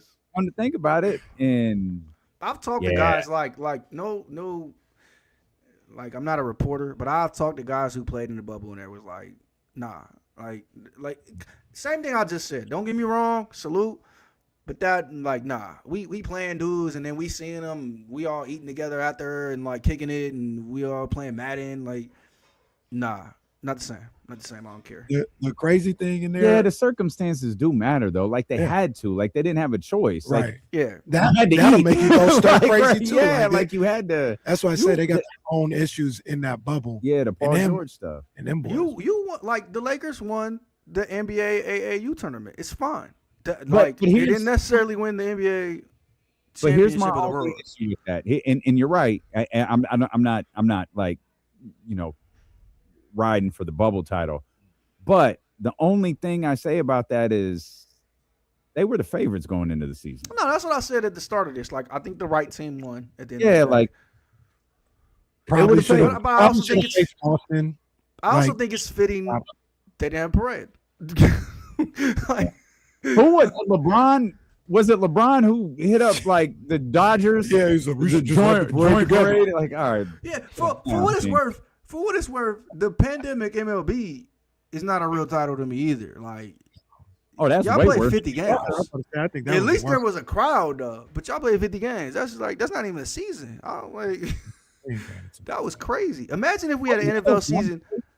It was in Texas. Yeah. Yeah. Imagine if we had an NFL season that was 5 games. There was no COVID in the NFL.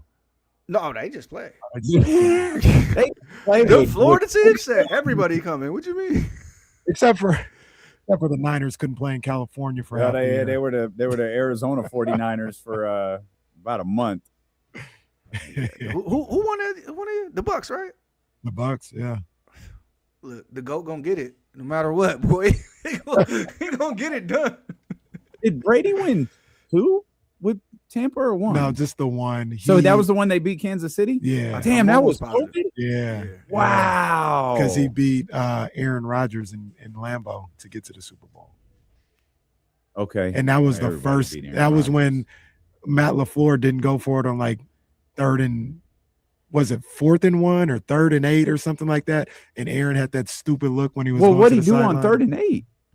He either kicked a field goal or he punted On it away. 3rd and 8? Or no, not on. I'm sorry, but on whatever. No, I don't know what happened. Just But- trying to tell us we all stupid. But Aaron Rodgers, the whole thing was Matt LaFleur should have went for it in some form or Okay. fashion, and Aaron Rodgers came off the field looking crazy at Okay. him, and Shocker. they ended up losing. Yeah, Wow. I didn't realize that was the year of COVID. They went straight from the Super Bowl to WrestleMania. Yeah, that's how I remember. That's No, how I Larry. like no. That's Yeah. right. Yeah. Yeah. And they didn't I have think people. That was the they did. No, No, they that had- was the thunderstorm. yeah. They had to. They postpone- delayed oh, yeah, WrestleMania. delayed. I think Hulk Hogan came out with Titus O'Neil for some reason. I know, I'm serious. They were stalling for time. Yeah, and like Hulk Hogan's out there with, well, much to his chagrin, Titus O'Neil.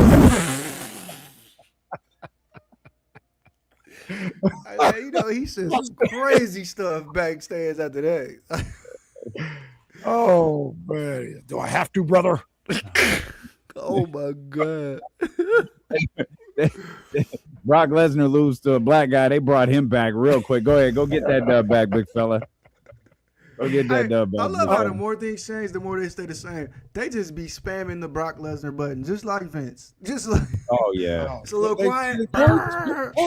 They just brought him back out of nowhere. I thought he retired. It's nothing. Real quick.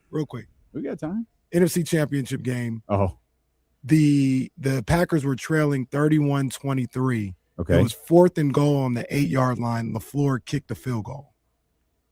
4th and goal And on they the never- 8-yard and they line. never got Oh, the okay. ball. You had all the numbers right. 4th and goal on the 8-yard line. Okay. And he kicked it was probably like 5 minutes left. Yeah. And they kicked the field goal and never got the ball. My Oh. strategy is always you may not get the ball back. 2, even if you do, there's no guarantee you get this close again. Mm. Always Yeah. go. Yeah. Always go. That 3 don't matter if you don't touch the ball again. It really is like as time is just like, Aaron Rodgers retiring or, announcing his retirement. And, we're looking to see what's next for Patrick Mahomes. Like Tom Brady might be wilt by the time this whole thing is done. The fact that he was that good for that long and was winning titles like in his 40s It's great. is Yo, and we still like halfway earnestly go when there's a vacancy. We're like, Tom could do it like for 2 weeks. yeah. Oh God, absolutely. I keep saw talking Phillip about Rivers that. play. Look, I keep talking about that pass in that flag football game that he had like 2 months ago. That dot that he threw in the back of the end zone. Like we're like, he's What? smart enough to not take the hits. He could go out there and like he could figure it out. He's got it. But like, Yeah, my strategy is always go for it. And I always say a big boy team, you give a big boy adult football team the ball back with 5 minutes to go, you should never see the ball again. Like you should never we should be able to run 10 yards at a time and get this over with. And Rodgers knew that, and he thought he absolutely this 28-year-old kid over here is going with. He's looking at some analytics sheet, telling me to kick a field goal. I don't blame Aaron Rodgers. He's right like there. 12. 12 Right. will throw the ball for 6 yards at a time for 4 minutes. Like it's like Right. we'll never get the ball again. What are you doing? Yeah, that was a trip. But yeah, that was all COVID. Bubble, the Bucks Super Bowl, WrestleMania, Bianca Titus Belair. O'Neil and Hulk Hogan. It was all COVID. Hulk Hogan wanted to body slam Titus O'Neil so bad. Yo, if they came out and was like it was all an illusion, that didn't like you'd be like, oh, okay, because that was all crazy. Like everything that happened in here was absolutely insane. Like it had to be some malfunction. It's always like Kobe died, and then the world changed forever. Mm-hmm.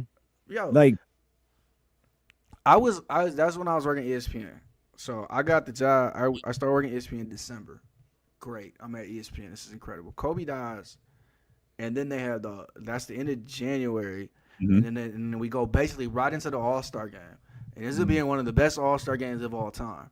And then it just all goes to hell immediately after that. Immediately. Like it no, they just got went the funeral in crazy. first. Yeah. Because the funeral happened a month after he passed, which was the very end of February. You started to hear rumblings. And I remember when I got home, because I went to see the Lakers and Celtics in Los Angeles the day before the funeral, and flew down, flew back, got off that Southwest flight, saw all those reports. It was like, okay, I didn't know about a test or a COVID, and I just got to monitor symptoms, I guess. And it was just another many weeks little later, thing we would see on our phone scrolling. Yo, this virus is getting crazy. And then I remember when it shut down, this like basketball was like, oh, maybe like a game or two, and we'll be right back. And it was just that was it. I remember Kevin was one of the first reporter people to get it, and he FaceTimed like a group of us. And I remember it felt like, oh, this is real. Like he's like, yo, I got it. They about to report it. I didn't see you, and you. You might want to quarantine or something. And we're like, dog, are you all right? He's fine. But it was just like, it got real. And then again, we didn't see basketball again until remember October. when Tom Hanks got it, and we thought Tom Hanks was going to die? Oh, man. We thought everybody was going to lose. Everybody. Like, oh, they taking Tom Hanks from us. This is crazy. Bro, we missed somebody the else Olympics. You're like, oh, well. They had to push the Olympics back. I like, man, it was. No, the 2020 Olympics and 2021. My son. The Olympics that'll probably get Draymond Green to the Hall of Fame. Yeah. My son finished the second half of third grade in his room. Yeah. On the computer. It is insane. Yeah, I don't even want to say the computer I bought for my damn kindergartner for that year. But you had to have top of line. Internet wouldn't work, all this other stuff. Remember in the show Swagger, where they it feels like it's the only show I've seen that did this. They were recording before COVID. They came back after COVID, but as they're recording the second season, they had little nuggets of COVID actually happening. Yeah. They were at practice and somebody goes, I'm a little sick. I'm like, bro, that's crazy. I don't like watching shows that work that in. I don't want to live that that's again. The only one I had seen. Was now there's a few like Grays did for a year. Grays made it a whole thing in Grays. I know they did. That was crazy. There was another show. Oh man, I can't remember what show I was watching that did, but I don't like it. I don't want to watch this. I mean, Blackish did it. Yeah. I'm gonna have to watch it. Is it Blackish, on the last season? Yeah, is it last season? Yeah, No? it is. Yeah, like, Blackish worked it in because Rainbow's a nurse. Oh man, I'll never see the episodes, man. Yeah, my wife won't let us watch it. She says she's not ready to watch the last season of Blackish. I got news for your wife, for whether y'all watch it or not. You You don't sneak and watch the show anyway. You don't just go ahead. I guarantee haven't. she's She seen does the that to ending. me. I guarantee she's seen She the do it to ending you? 6 times. She did that. Yeah, we were supposed to watch Nemesis together. She's like, I'm almost done. Half of the first episode. Yo, Not bad, by the way. Not bad. Nemesis. Yeah, Nemesis. I keep hearing. the lady who made Power. Oh, you told me. Okay, Yeah. okay. Good show. You know what, Eddie? I love when you post books. Like I listen more than I read because I walk a lot. Like I'm kind of moving a lot, so I'm always listening to books. But I always make note of the books you post. You read a lot. Like you read a lot of books. I'll say this. I know we're way off the deep end here. I'm sorry. We talked a lot of basketball too, so don't get me. And NBA's almost over. My daughter reads, so my daughter started pushing me to read, and we'll read some books together. And just like a woman, she'll finish them way faster and does not try to keep pace with me. Doesn't care. But she got me on it, and like I'm enjoying it, man. I feel like a kid. I'm reading some sci-fi ass book now, but like it's like you really got to find the time though. You really do got to find the time because it's time consuming. And I can't do audiobooks. Move and lock in. Really? Yeah. I can't do audiobooks. Like I wish I could because I could at the gym or when I run or whatever. But I literally will sit here on the couch with my bookmark and read the book. So, but it's been enjoyable, man. It's like it's funny too. It's one of those things like I started sharing it on social media and like it's not always for the crowd. Sometimes I just want people to know. Sometimes it's just for my daughter. But like people was like, "Yo, I picked this book up because of you. Like, let me know what you think," or stuff like that. So it became interactive for me too. But yeah, man, I don't love them all, but Eddie stay on my mind whether it's reading or I was doing intervals today, thinking like I got this interval training is beat my ass, but I'm gonna do it because I bet Eddie's running somewhere, so I'm gonna run. Hey man, the same for you, man. I was like, Eddie, No, I ain't that's too goddamn far. I'll play Iceman. Like I'll sprint 6 miles before I put that on. I was playing Iceman. Like, man, when D-Lo hear this, he gonna get it. Oh, that's all I thought about that morning was because I knew it's hard to listen to. I like listening to my books on the weekend because I can kind of zone out when I'm walking the dog and the whole thing. But the week it's the show, it's podcast, it's different things. But I knew all that morning. Oh, I'll tell you just like this. Because we were shooting out there. It was a work trip, like I said. And it was going late. And I'm looking at my watch like, yo, I got to be out of here 5:10 at the latest. Because I got to go tell him. And sure enough, just in time, baby. Have a great Memorial Day weekend, man. We appreciate you as always. Thank you for everything. You guys too. Have a good one, yo. Take care, family. That's the man, Eddie Gonzalez. No way he was gonna miss last week. So ain't no way. We'll come back. James has been talking about the blueprint of the Oklahoma City Thunder and the San Antonio Spurs and how they should follow that, and how the Kings should follow that, how the NBA should follow that. But I think people might have lost something in what these two teams have done. And we'll talk about that and the difference between what they have and what the New York Knicks have. And we'll do that next here on Sacramento Sports Leader, ESPN 1320. Get this protein drink real quick. I'll get Baker on the way back. So I told the kids I would do this, so I'm going to do it. Once again, shout out to all the kids and the students at Ethel Phillips Elementary School who participated in the Jogathon. It was a fantastic event, the first ever Jogathon at Ethel Phillips. And I told the kids who finished first in their classes, I would read their name on the air. So shout out to Sarah, shout out to Darren, Bella, Trinity, Edgar, Maya, Michael, Omar, Hannah, Edgar again, Jessica, and Chris, man. Salute to y'all, man. Congratulations. Keep doing your thing. And for the non-6th graders, we'll see y'all next year.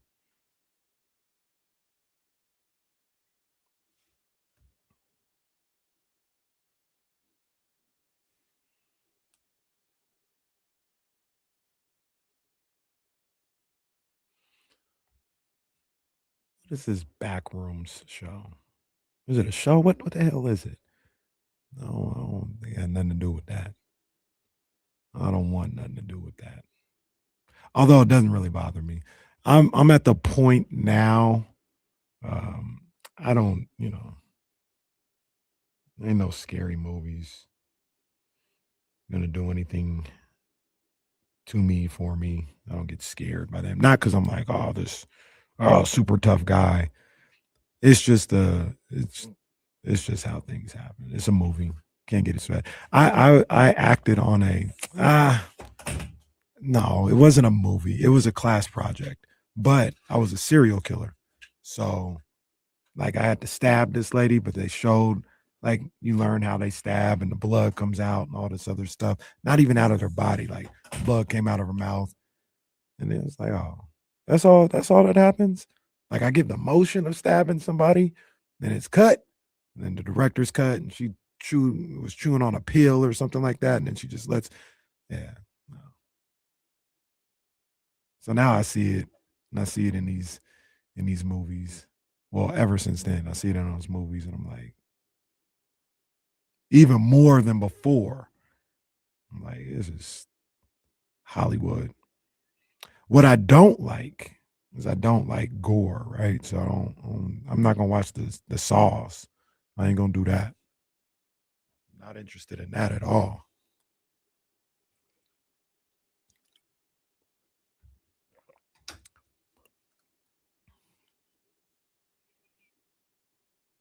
Bro, don't perpetuate that lie. I didn't kill Rocky. Once again, when I last saw him, he was alive.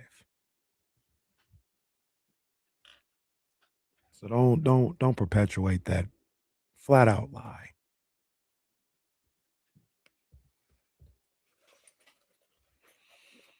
Oh, Zebra PT, if you're talking to me, I love Sinners. Sinners is unbelievable.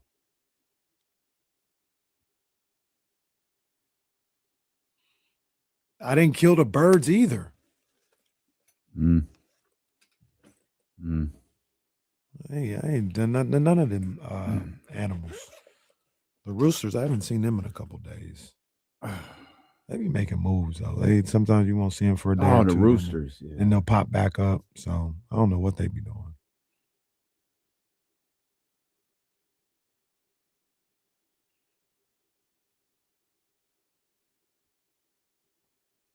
Is that a shoot? They got a Sinners ride? No, they don't. No, I think they just opened it, didn't they? Really? They got a Sinners ride? I think so. Wow. I could be wrong. I just saw a posting for something. I wonder what that I saw it's I don't know if it's a ride, but like they close down the park at a certain time and they'll do like the Halloween stuff. That's what it Yeah, is. so I That's think what it's it that, is. not a ride. Yeah, okay. That's pretty fire. It's like a haunted house essentially, but like more immersive and stuff. That's pretty cool. Did we decide we love Universal Studios or we don't? We like Universal Studios, yeah. Yeah. Okay. Yeah. We should probably do Legoland. That's what we really should. Yeah, Legoland's a good look. never been Especially if there. the water park is open. If the water park's not open, it's probably not as good. But Oh, really? yeah, because the water park is really like it literally is 50% of why that place is cool.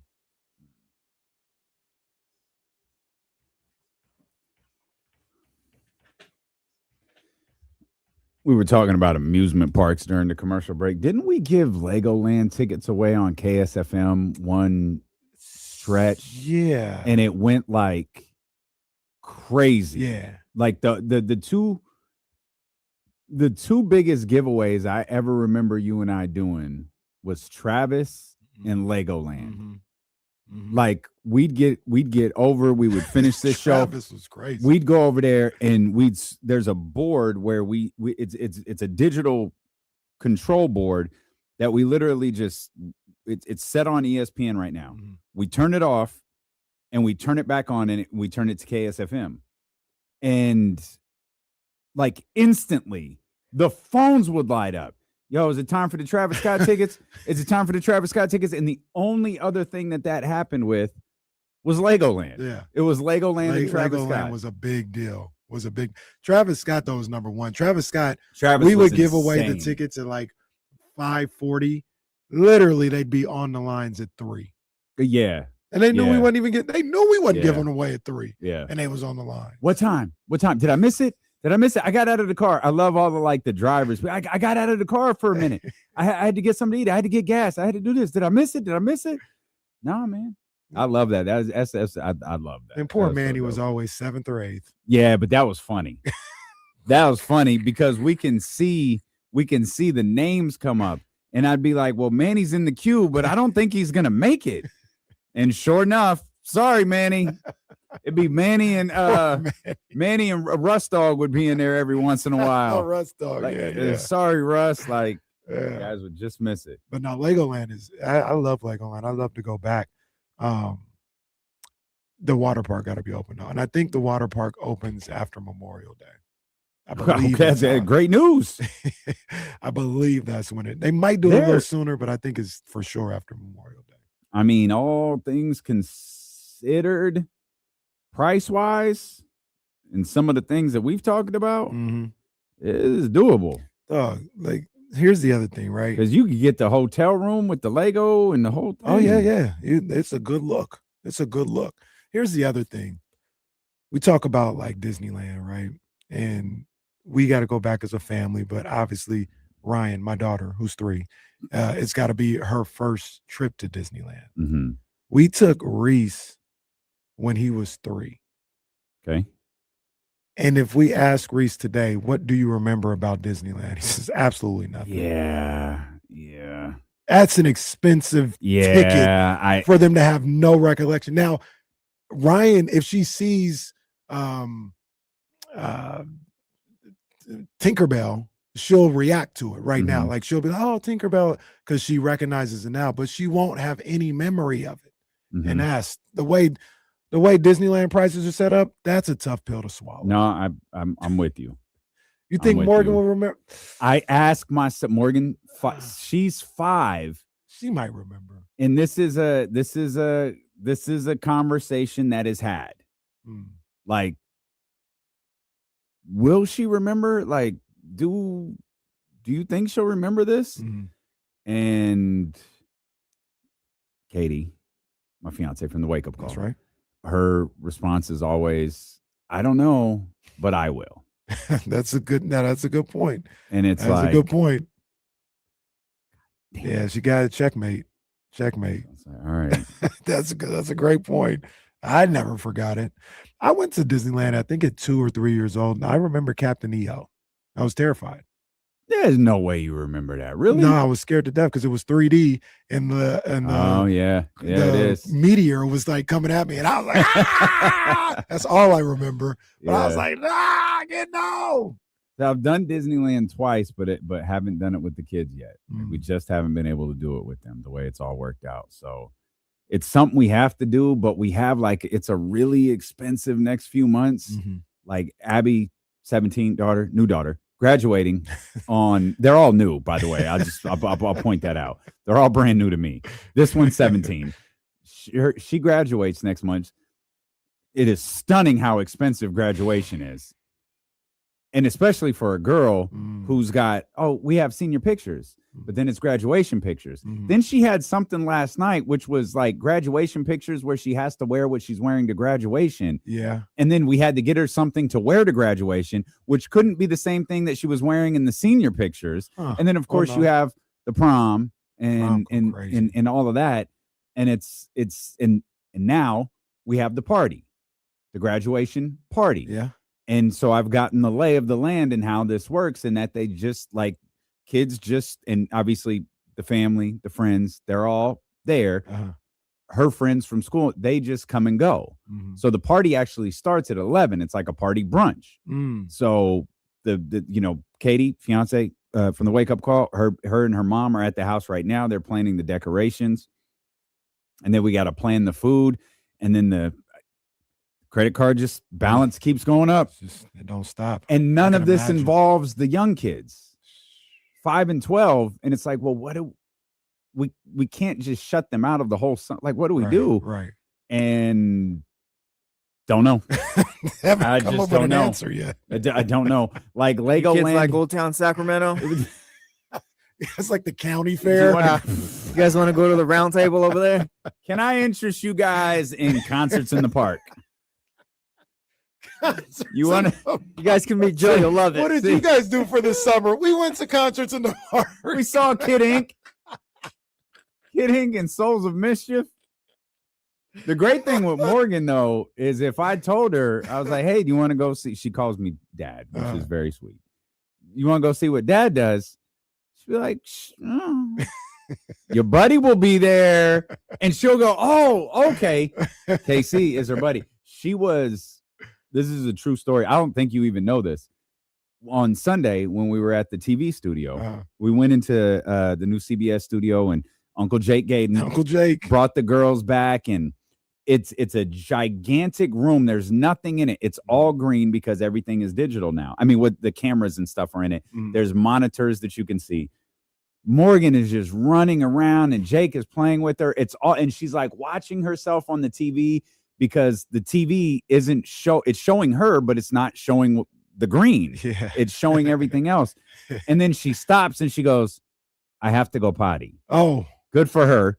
Yeah. For Great job. stopping. Great job.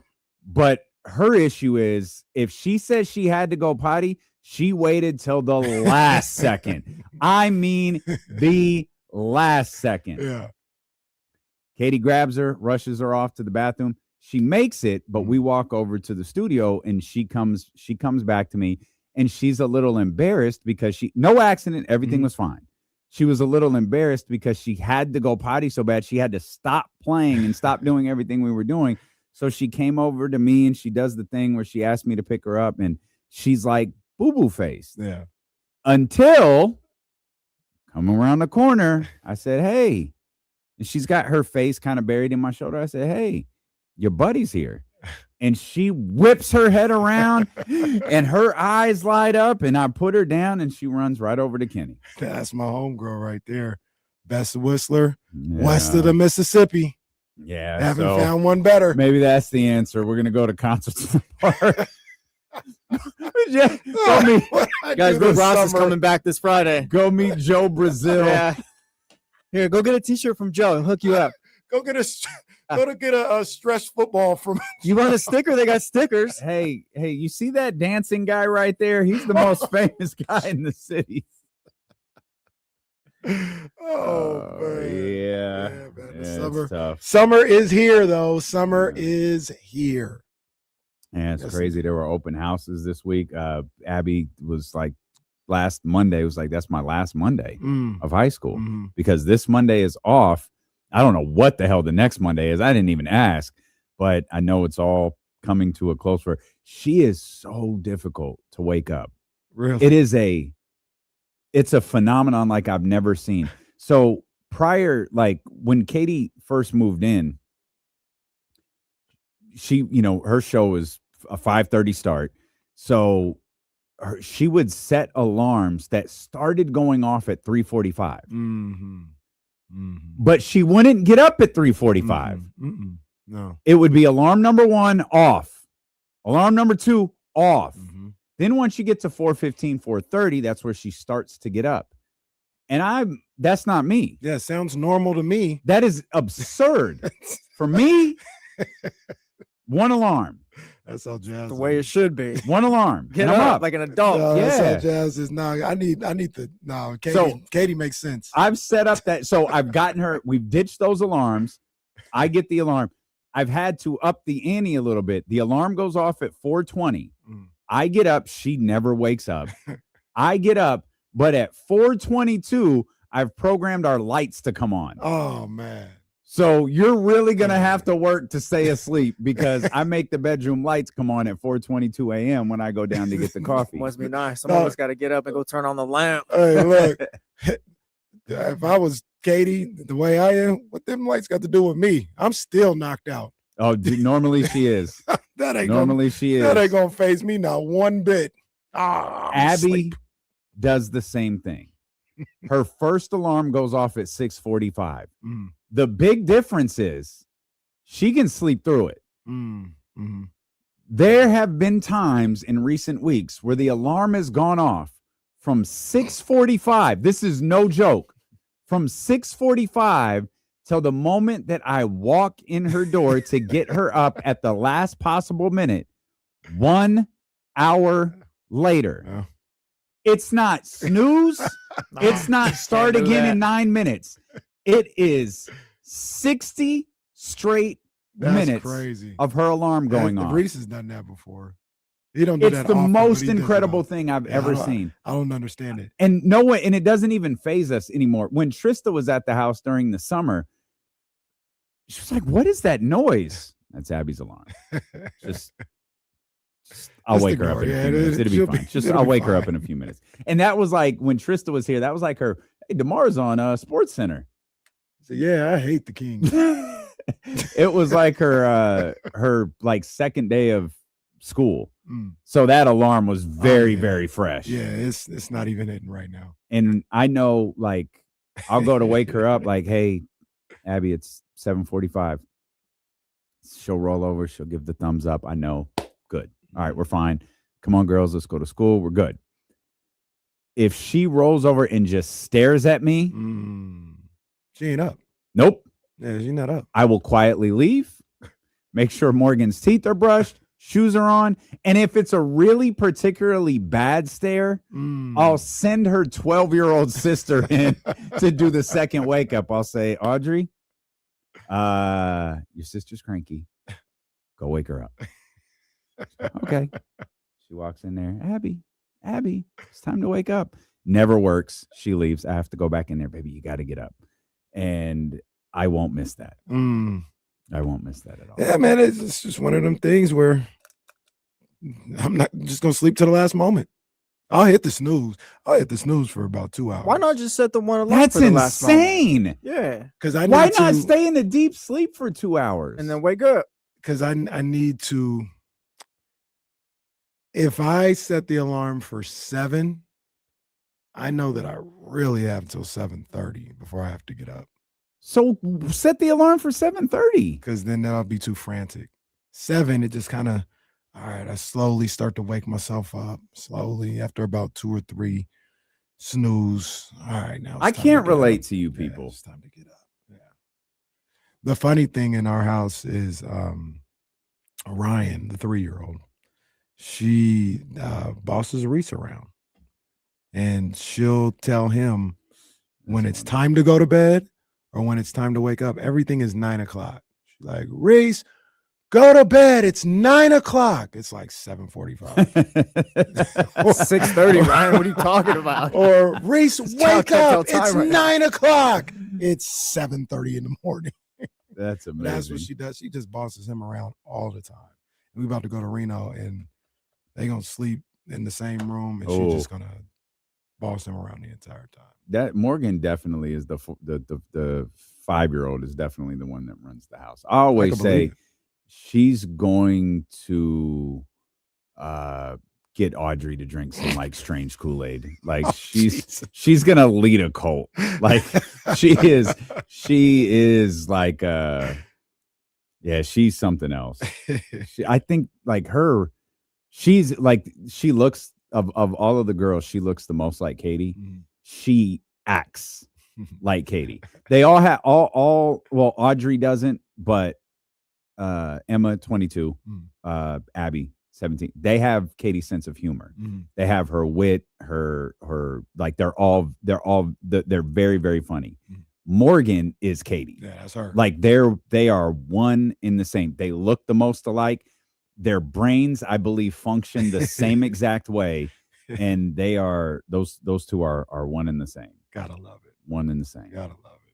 I'm dying to know what DeMar DeRozan is talking about on Sports Center. They're talking about his book now. Dinners with DeMar coming to a YouTube series on mental health. Okay. He's like, Okay. I needed more help after being with the Kings for 2 years. Yeah. Well, got some good look guests at that. on here. Look at they got the Kings logo and everything up there. He's It's not still like a king. he hasn't disowned us. Yeah, he's still a king. I think DeMar, all jokes aside, Where do we think he is? Oh, he's in like No, the like is IE he on his somewhere. like patio? Like is that like a 4 seasons Yeah. patio? Like where is That's he? that ceiling though when you talk about that. Yeah, That's what I mean. That's why, like, is that Yeah. I don't know where DeMar is. I don't know why these guys are always looking down at their, like, yo, prop the screen up a little bit. Like, guys do that all of the time where they're looking down at their camera. Ironically for him to be looking down at the camera, I'm assuming it's on his laptop. That is a great camera. Well, whatever laptop. So my guess is too, they he's out there because they're like, brother, you need some light. And so wherever he is, there's light above him and there's light to the side of him. And that probably has even his camera looking like the 4K. crispness of the picture, though. There's no digitizing. Yeah. I gotta find. I want to know what he was talking about. I'm dying to hear that interview with DeMar DeRozan. Said, yeah, Christina, I know you got the Kings logo on there, but I won't be there for too much longer. Let's see what Dave's talking about here. 916-909-1320. What's up, Dave? Hey, you were talking about the alarm thing, and my sister used to do that. And I was working graveyard shift coming home from college, and her alarm, I would get home at like 1 a.m, and her alarm would go off at 6 a.m. and just keep going and going and going. And it pissed me off so much. I'm still bitter about it, like 40 years later. Her roommate was a lot smarter than I was. She did that shit to her college roommate, and her roommate just reached over, unplugged the alarm, and she ended up being late for an important test. Oh, no. I should have just done what her roommate did. Oh, Dave. It's a shame 8 seconds of that story is going to be cut off. But yeah, shout out Dave. That was a great story. You know what's Dave Dave said he was still traumatized by it. The man wasn't lying.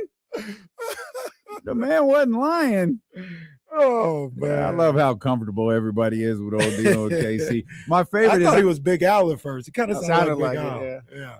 My favorite is I'm always downstairs when the alarm. I'm either in the gym, which is it's the third car garage directly below Abby's room, or in the kitchen. And every once in a while, not too often, I know she reaches for her phone because I can hear it hit the ground. She like reaches for it and is out of it, and it just hits the ground, and she doesn't go to get it. It just stays there with the alarm going. That's hilarious. I'm gonna get up before the alarm guy too. Like I'll get up maybe a few minutes. Oh no, you're a psycho. Yeah, Both of you guys might be serial killers. Yeah. Why you get up before the alarm? Because I'm ready to go. Yeah, we're trained physical specimens. That's what we are. I don't know if I'm a trained physical specimen, but I get up before my alarm. I say that much. Nah. If it's like the daily alarms, it's just my body is. I've been getting up early for virtually ever. Like even long before. I've always been a person who trains first thing in the morning, like all of that. The only time it gets rocky is if like we have that 6 a.m. flight and that alarm goes from 4:20 to 3:45. Yeah, that's where it starts to shit. Because to me, once you get to like 4:30, it's like that's really early in the morning. Like that's tough.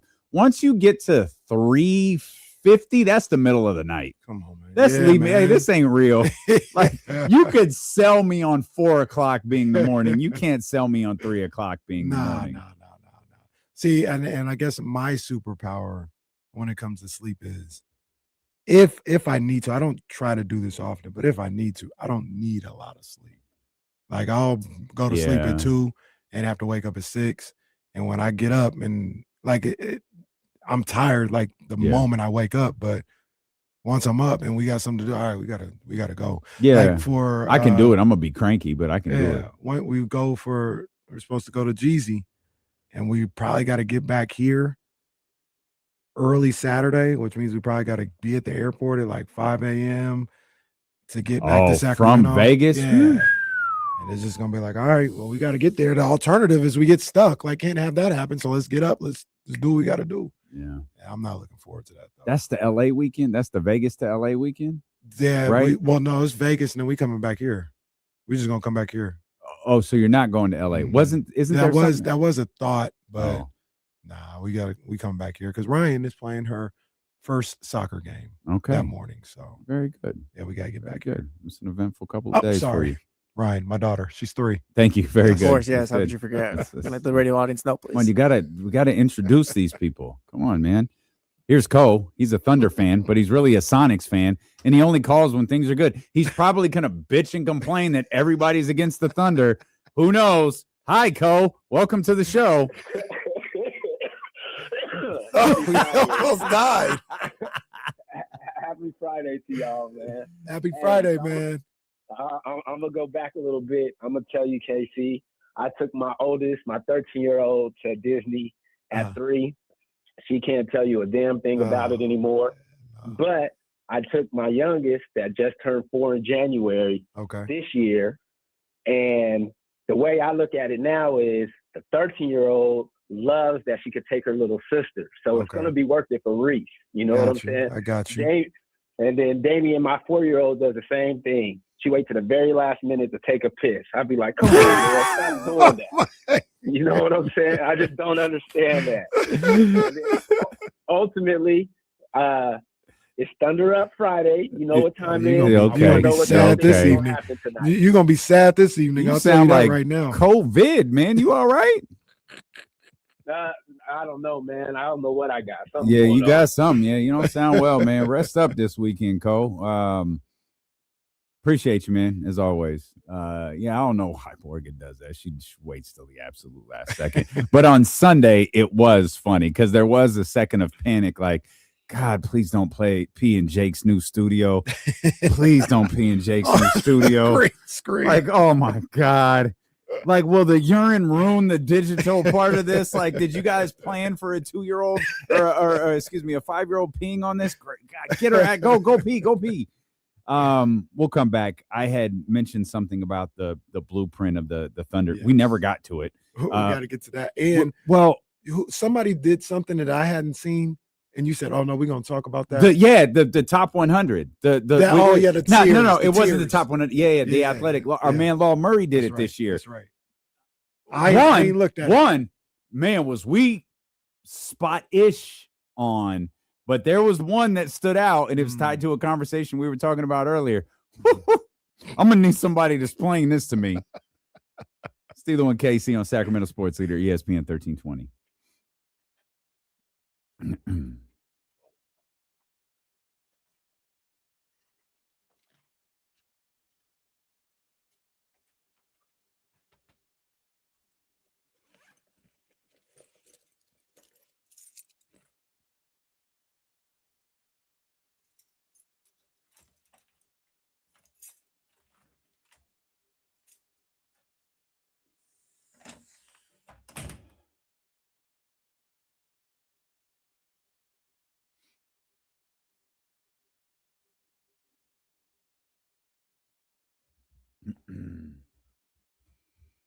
Oh, thanks, Coach Molly. I assure you, I am loving them too. I am loving them too.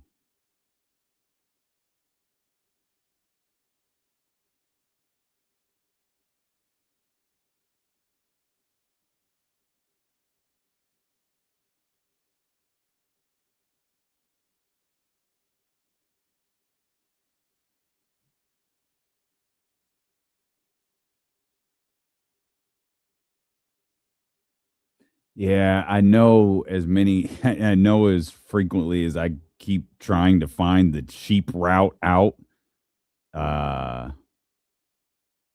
That's probably what we're going to wind up doing is Disneyland.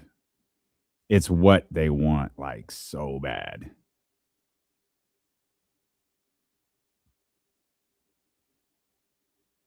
So I feel like I gotta give it to them.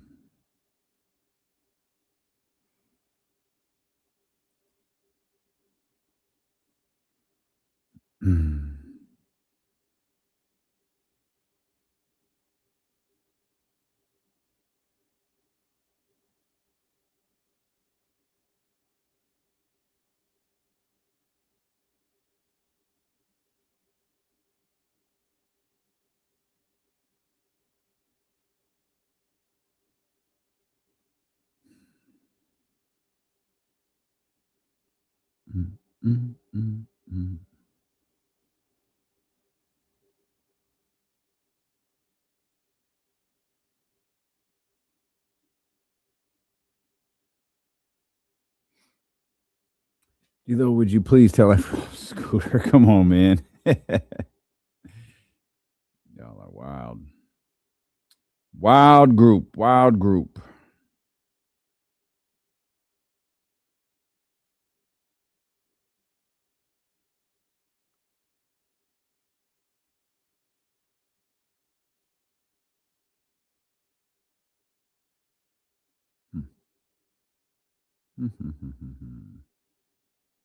Ha ha ha ha ha. Check out this bizarre. I was listening to Big all morning.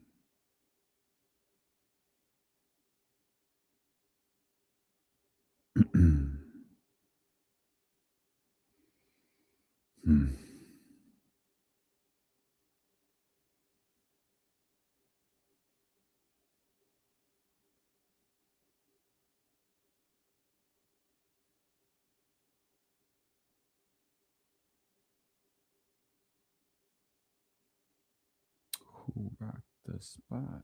Picky. 2 days in the park hopper, 3 nights for 2K. Really? How many?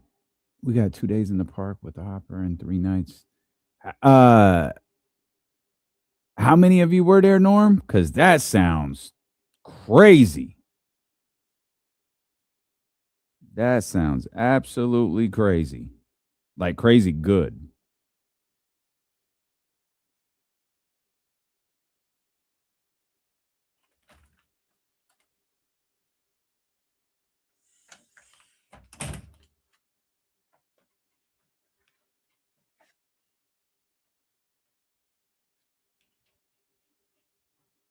Four tickets. Wow. Man, that's a great look, Norm.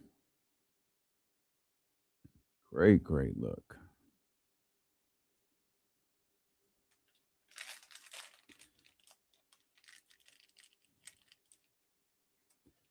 Picky, picky. Banned? Yeah. Glad they didn't go through with it, though. I assume some dye in the.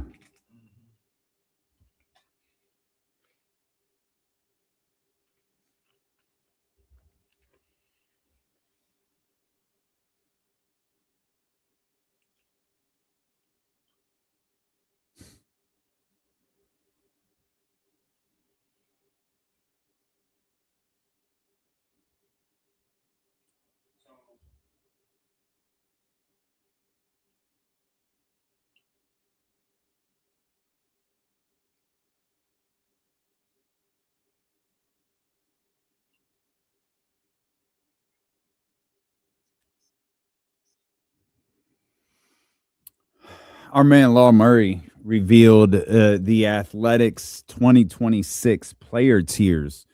Trademarked, of course, by our good friend Kyle Madson. But They actually stole it from him. Well, that's what I'm saying. Yeah. I was holding out until today before we really dove into this because the complete list is out. The first tier dropped today, and he has, there's tiers, but there's like 1A, then there's 1B, 1C, and I think he goes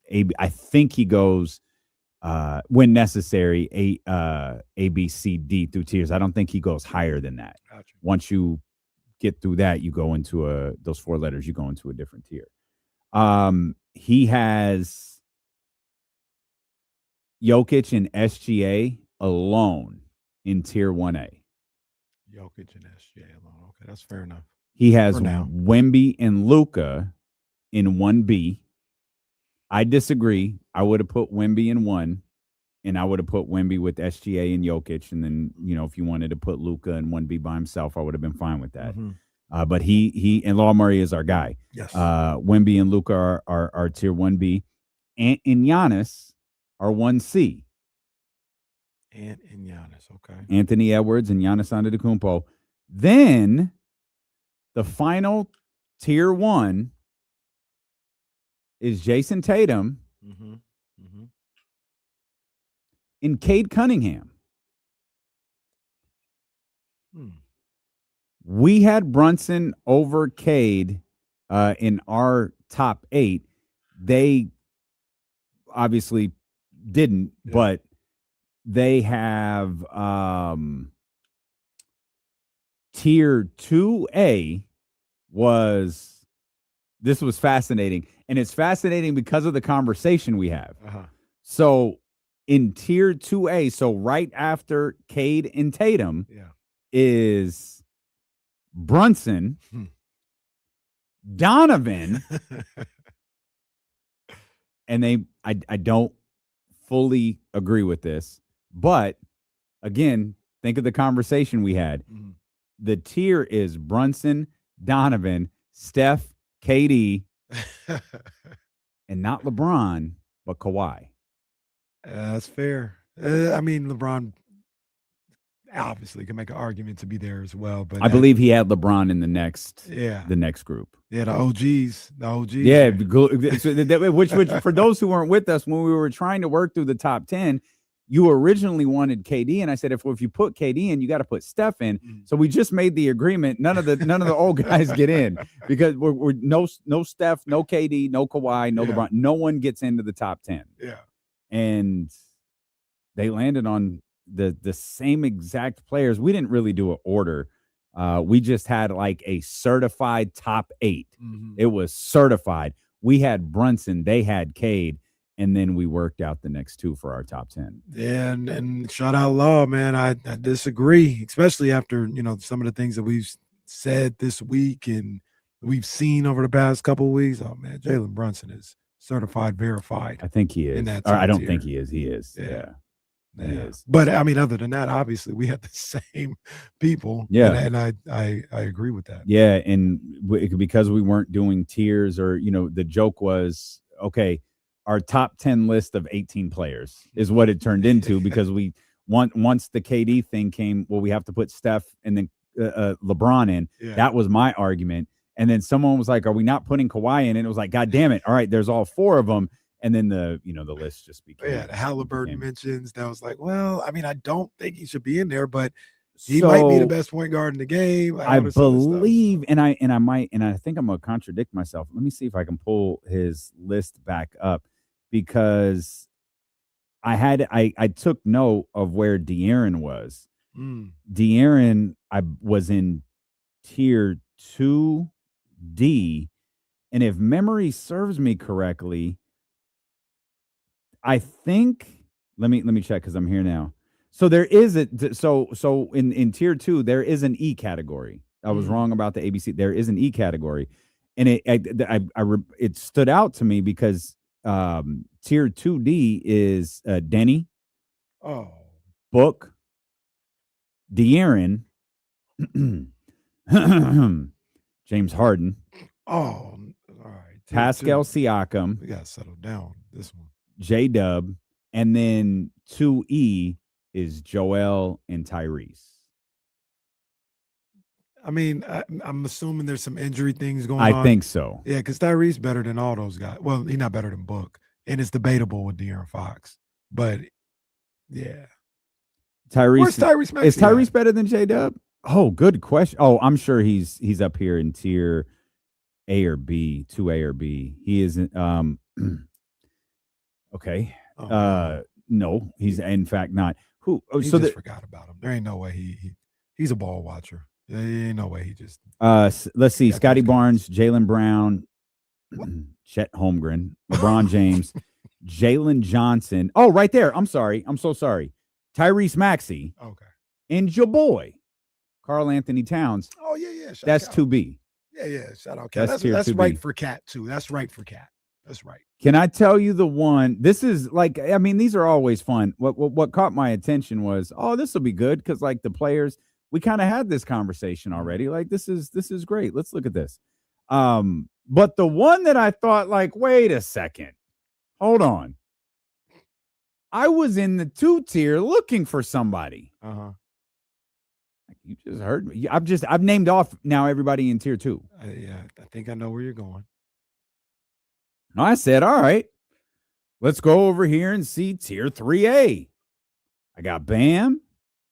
I got Castle. I got Jalen Duren. I got Sengun. I'm like, huh. Not who I was looking for. Let's go to 3B. 3B. OG, LaMelo, Paolo, Darius Garland, Tyler Hero, Brandon Ingram, Jaren Jackson Jr., Lauri Markkanen, Norm Powell. If it's who I'm thinking of, it's getting a little disrespectful. And finally, the name that I was looking for, Austin Reaves. Yeah. Austin Reaves, just above Desmond Bane, Cooper Flagg, Aaron Gordon, Julius Randle, Amen Thompson, Franz Wagner, and Zion Williamson. Law.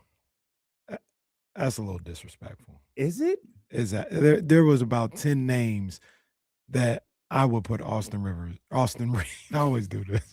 Austin Reeves over. Are you sure? Norm Powell. Well, that's one. That's definitely all right. I didn't say there were none. I probably put him ahead of Jalen Duren. Now maybe the little recency bias going on here. Well, give me just a couple of the other Would you names. put him above OG? This is, by the way, we're talking. These are his peers in tier 3B. Would you put him above Sengun? Yes. OG is. I'm not. They're about even. I'm not. They're on the same joint.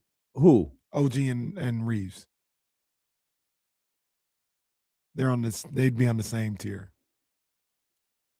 I know he don't play. You're not going to beat the unethical basketball. Like, do you want me to get you the game? You want me to order you the game? Because, like, I feel like you're not going to. OG, Austin Reeves is a better scorer. Yeah. OG Anunoby is a better basketball player. If I'll put it to you like this, if OG was on that Lakers team, you swapped them out, does that Thunder series go any different? No. Yeah. Well, no, like, so that's not fair. But he doesn't. I think he's the same tier as Austin Reeves. Like, he's not going to elevate. So let's go a tier team. above. Is Austin Reeves better than Stephon Castle today? Today, yes. Jalen. We said during. Sorry, you said single. Bam. No, but it sounds like that's the tier he should be on. That's what it sounds like, because those guys, even Steph. I said Steph Castle a little quick. They're giving a little like Steph Castle again. He's a really good defender. Like Austin Reeves is a scorer. So but let's play this game though, because I think it's a good barometer. Anybody that you $250 million barometer. Well, anybody that you think is better than Austin Reeves, swap him out in that Lakers series and ask me if it goes different. But that's not fair, because no. Because if they're better, they should elevate. I'm not saying they should win. But Luka wasn't there either. True. It's not that's I know what you're doing. If Luka's there, I think they don't get swept. If you swap out, if Reeves is out the whole series, tier 1 player. that's what I'm saying. Like, somebody that's better than Reeves, so they don't get swept. Can we? Okay, all right. Maybe we try this exercise differently. How different is the series? Let's operate under the assumption of Luka Doncic's availability and just try to use our imagination. Do we think the outcome of the series changes if we swap Austin Reeves again? Luka healthy, LeBron there. Do we think the outcome of the series changes, either the sweep or the actual result, if it's Bam Adebayo and not Austin Reeves? And Luka's playing? Yes. Yes, but to me, that's a little tricky, because Bam gets to stay in his lane because Luka's there and LeBron is there. So I don't need to have 30-point games. I continue to get to be a defender and rebound and get my little 17 and be cool. Fair enough. OG's be the same way. Like, if OG played with Luka and LeBron, he could stay in his lane. If Luka's not there and I need him to elevate, he can't. So I'm gonna eliminate Jalen Duren from this conversation then, because he could do that too. And I'm gonna eliminate Alperen Sengun from this conversation because he could do that too. What about Stephon Castle? Stephon Castle immediately would be the best defender on the floor. For sure. It's Stefan He's Castle. making Shea at the very least work. I'm giving Austin Reaves respect for being a little bit of a vet, right? Like, because if you gave me Dylan Harper, is he better than Austin Reaves? Like, I think he's a better basketball player today. Dylan Harper is. Yeah, but Austin Reaves he didn't average 25 points a game in this league. But so eventually Harper will be better, but I'm gonna give Austin Reaves a little respect for being a vet who's done, and that's what I'm doing with Steph Castle and Austin Reaves. But this is where it's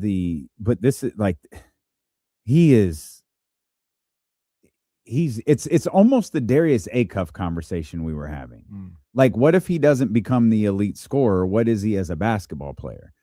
Austin Reaves is an elite scorer, but that is all he is as a basketball player.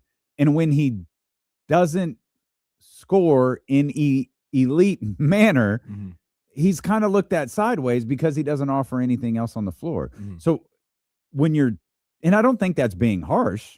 No, I think that's fair. When you're looking at the realm of a basketball player, I don't know that Austin Reaves is as good as these players. So here's you're paying, and this I'm sorry. You're good. This all boils down to the contract. You're about to pay a scorer $250 million to go with one of the game's great scorers and creators. Both of them do not work on the defensive end. But you're going to drop $250 million on him, allegedly, possibly, probably. You know how I feel about these type of situations in the league. It is scoring. You pay at a premium for scoring. Like, that's just what you do. If I know what I'm doing, I can go find defenders. I'm not saying they're the best defenders in the league. They get paid a certain amount too, or whatever. But I can go find somebody, a 3-and-D guy. I can't just go find somebody. I know James Ham says this. I disagree with him. You can't just go find someone that can average 25 points a night and be on a winning team, be part of a winning team. Right. So, can I tell you something funny about what you just said? You said 3-and-D. I scrolled down to tier 3D, the one below the one we were just talking about. We got to get Law on the show. Oh, for sure. I get he was on the show years, probably COVID time. He was what a mask on. Very theme of the day here. Listen to tier 3D. It's Mikal Bridges, Rudy, Con Knipple, Jaden McDaniels, and Derek White. What do 4 of those 5 guys have in common? 3-and-D. Mikal, Rudy, Jaden, those are all defensive guys. And those are some of the best defensive players in the league. And Law had them here at the 3D tier, which I think was subconscious on his part, because that's funny. No, that's a good catch by you, and that's a good little hidden bar by Law, if that's what he did. I just found Domas. I was looking for him earlier and couldn't find him. I was going to say something rude. It's not bad. I think he's the highest placed king. He's 3E. Tier 3. Zach and I think Zach and DeMar are in the same tier, and I believe I'll double check. I believe they're 4A. Here's 4. Okay, they're not 4A. Not 4B either. Jeez. They're 4C.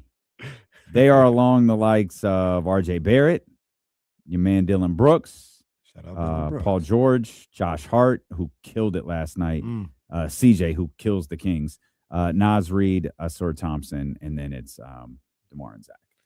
And see, so I'm going to exaggerate a little bit, but Josh Hart, that's about like where he should be. He should be that far below guys like Jalen McDaniels or Austin Reaves or whatever. And I think about it like this, like I said, being a little bit extreme, but we harp on the guy that just scores and says like he's not as good of a basketball player as this other guy who plays defense as well. But not this, I don't think you do this. I think just in general people do this. We look at the guy who just defends and overpraise him.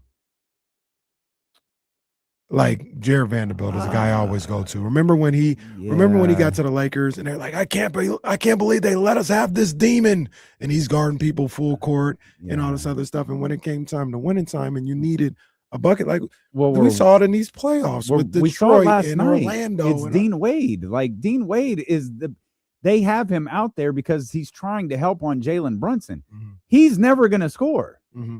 He's just never going to score. And you can't, and you're right. Can't win that. You're right. We've seen. I'm not praising playoffs. Dean Wade, by the way. Like, just be clear. Like, you have to be an extremely high level defender. You have to hold Nikola Jokic to 21, 15, and 10 for me to like be like, oh, okay, you scoring 6 points was.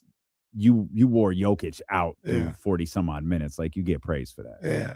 And I feel like I feel like scoring is undervalued. And we've talked about it all playoffs long. And you would look at somebody like Austin Reaves and say, hey, he don't play no defense. So I don't know if he's that good. And so you need somebody when you're trying to advance to score the basketball. You ain't got no Austin Reaves. I always look at it like this, like a Tony Allen, right? Tony Allen was a great defender, couldn't do anything else. That's legendary stat line. That's fine if you build around him, right? Like, it's fine. I look at scoring the same way. I would like for this guy to play on both sides of the floor, but if Austin Reaves, I'm paying him $250 million and he's only a scorer, and I decide to do that, I know, all right, I got to get some defense around him because I'm paying for his ability to score with the top 20 players in the league. And I'm not paying him hoping that he's going to be a two-way guy. I'm taking him for what he is, and now I'm going to build my roster to complement that. And that's the same thing I would do for a top defensive guy. Okay, he can't shoot, but his defense is invaluable. Draymond Green to a certain degree. Like, he can't do nothing offensive, but his defense is so valuable. I need that, and I'm going to build with shooters around him and guys that he can hand off to and just pass and screen for. If Draymond Green wasn't a knucklehead, he would be one of the greatest non-offensive basketball players we've ever seen. Like, everything people say about him is 100% true. It's just mitigated by the fact he's a jackass and he is not aging gracefully. He's like he's I was trying to find an analogy, but I couldn't. It wasn't. I was working it out of my head as I was about to say it, and it wasn't working. He's just aging poorly, and he can't accept it, and he revolts about that, and he tells you you're dumb and you're wrong and all of these different things. Whereas if he just played basketball and did what he really did well, all of the overpraisers and the people in the media who love him and the people who don't call him out for the way that he behaves, they'd all be right. He's one of the smartest basketball players you'll ever see. He's one of the best defenders you'll ever see. And still, even today, he can still do some pretty incredible things on that side of the floor. Yeah. It's just mitigated by his behavior. Nah, he is probably the most versatile defender the game has ever seen. But he's not a $250 million player. He's not. So why? So to kind of take what you said about praising and overpraising, why would you pay a guy who can only do one thing $250 million, but a guy who does the other thing perhaps better than anybody, you don't pay him $250 million? It's a good question. It's an easy question. You need buckets. Yeah. No matter how many people try to fight this, you need buckets, and then you try to find defenders. No one goes, we need defenders, and then we add buckets. Yeah. You always start with the baskets first, and then hey, let's get someone who can defend. I was just gonna say, because unless you draft Draymond, that one specialty skill of scoring is at a higher premium than specialty scoring and defense, right. And you got to pay for that. Yeah, and like the point that you make makes sense, but when you realize, man. That, no disrespect, that there's 500 players in the league, there's 400 that can defend. There's only 20 that can score like this. And you got to pay for that. You got to pay extra $75 million for that. Because Draymond, it was $100 million. Because Draymond made what? This last one, the last one was 100. Was 100. That one don't count. In his prime, he probably Like if he was in his prime right now, Did he ever earn a max? I feel like he did. I genuinely don't know. Because I feel like that. Well, Of course, we never got the $10 to pay for the the premium. So I have him. I assume he did. I thought he did in his prime. I don't think I don't so. think He's so, only ever no, signed no. $100 million deals, kind of. He's been in the league. I'm sure we've done Draymond Green's pocket watching before. He's on a 4-year 100 right now. The contract before that, it was like 3 years 90. Oh, 4 years 99. Yeah, 4 years 99. His career earnings, including this upcoming season. No, I'm sorry, including next season. His career earnings in 14 years will be $255 million. So he absolutely did not sign a max. That's contract. what I was going to say. Like, probably You were going to say count that. 255. I was going to say Yeah. 253, but Given close your enough. propensity for cheating, I don't. I never cheated.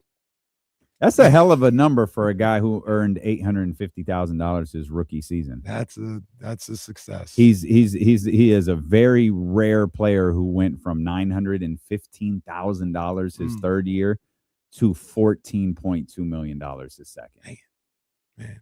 For all of his faults. And well deserved, man. For all of his faults. Now, That's that last incredible. 100 is, Well, that's a gift. that's That's 100. a You could little- probably cut 50 this off is of a that little- to make it fair, gifty. but yeah, a little gifty from Joe Lacob right there. But no, I Austin Rivers, if I Reaves. or- Austin Why? Reaves. Why do I do this? I mentioned Austin Rivers one time in my life, and this happens. You love the Rivers family, apparently.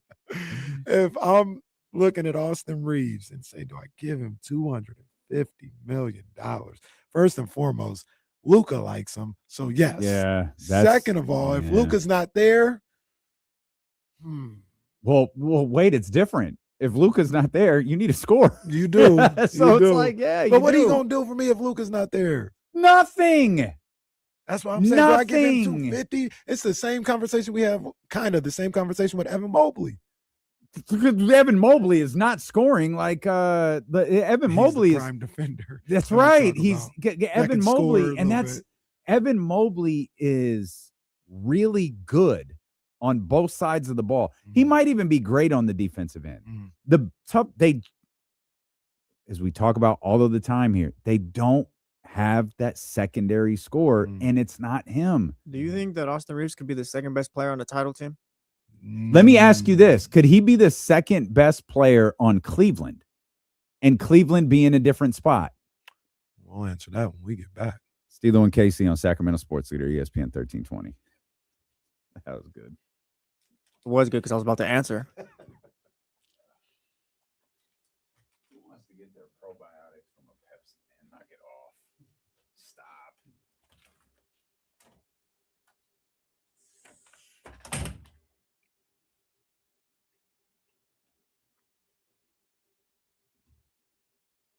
Red Sox up 4-0, guys. I think we're back. Who are they playing? The Twins. Twins are ahead of them in the wild card. One of those under 500 teams with one of those spots. I'm about to say, what a nondescript team this year. Minnesota Twins.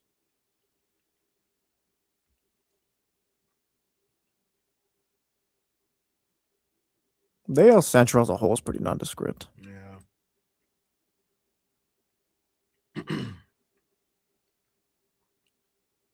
Probably the AFC South of the MLB. Yeah, because the NL Central has the Cubs and the Reds. They got the Cardinals. They got some. I think people legacy generally teams. care about the Brewers more too. Yeah.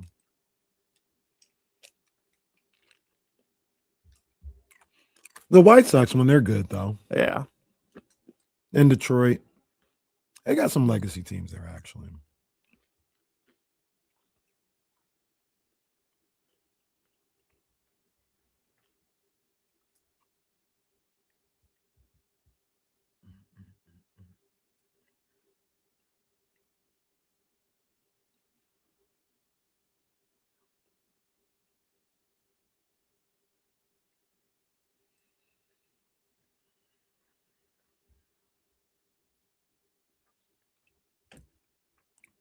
The White Sox were good when they won the World Series.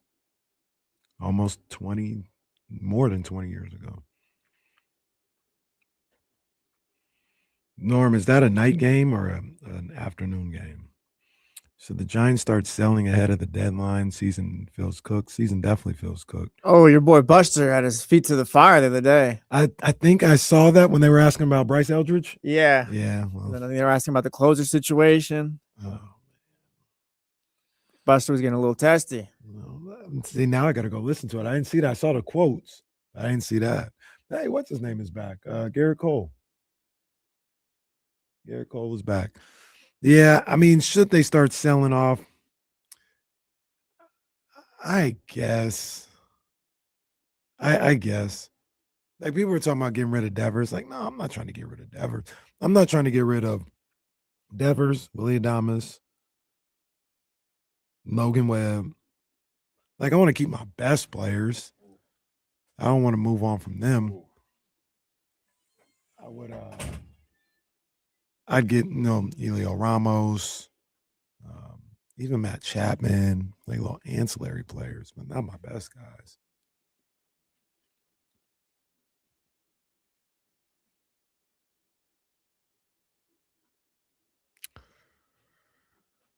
Well, Greg Johnson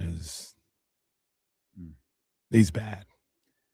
Record store I go to's got a vinyl of College Dropout.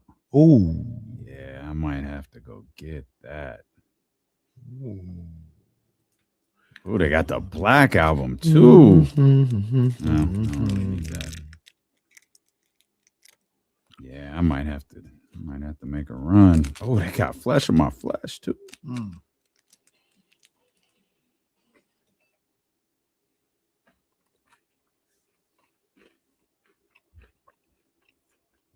Hey, Will.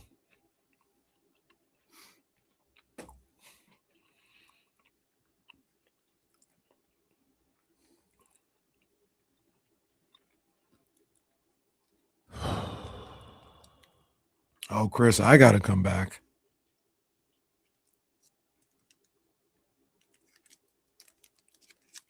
Shout out Will, man. Although he didn't need to wear that Dodgers jersey at the draft party. Oh, I thought he looked nice.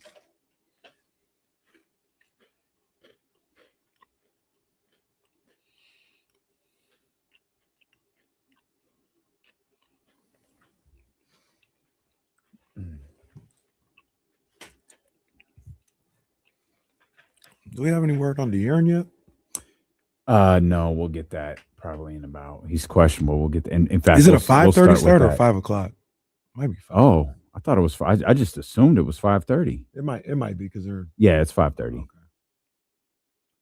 Look at this thug.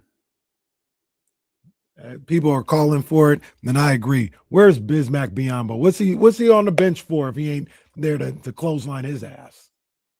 Okay. Perfect way to spend the holiday, 3-day weekends with Baker Family Wine.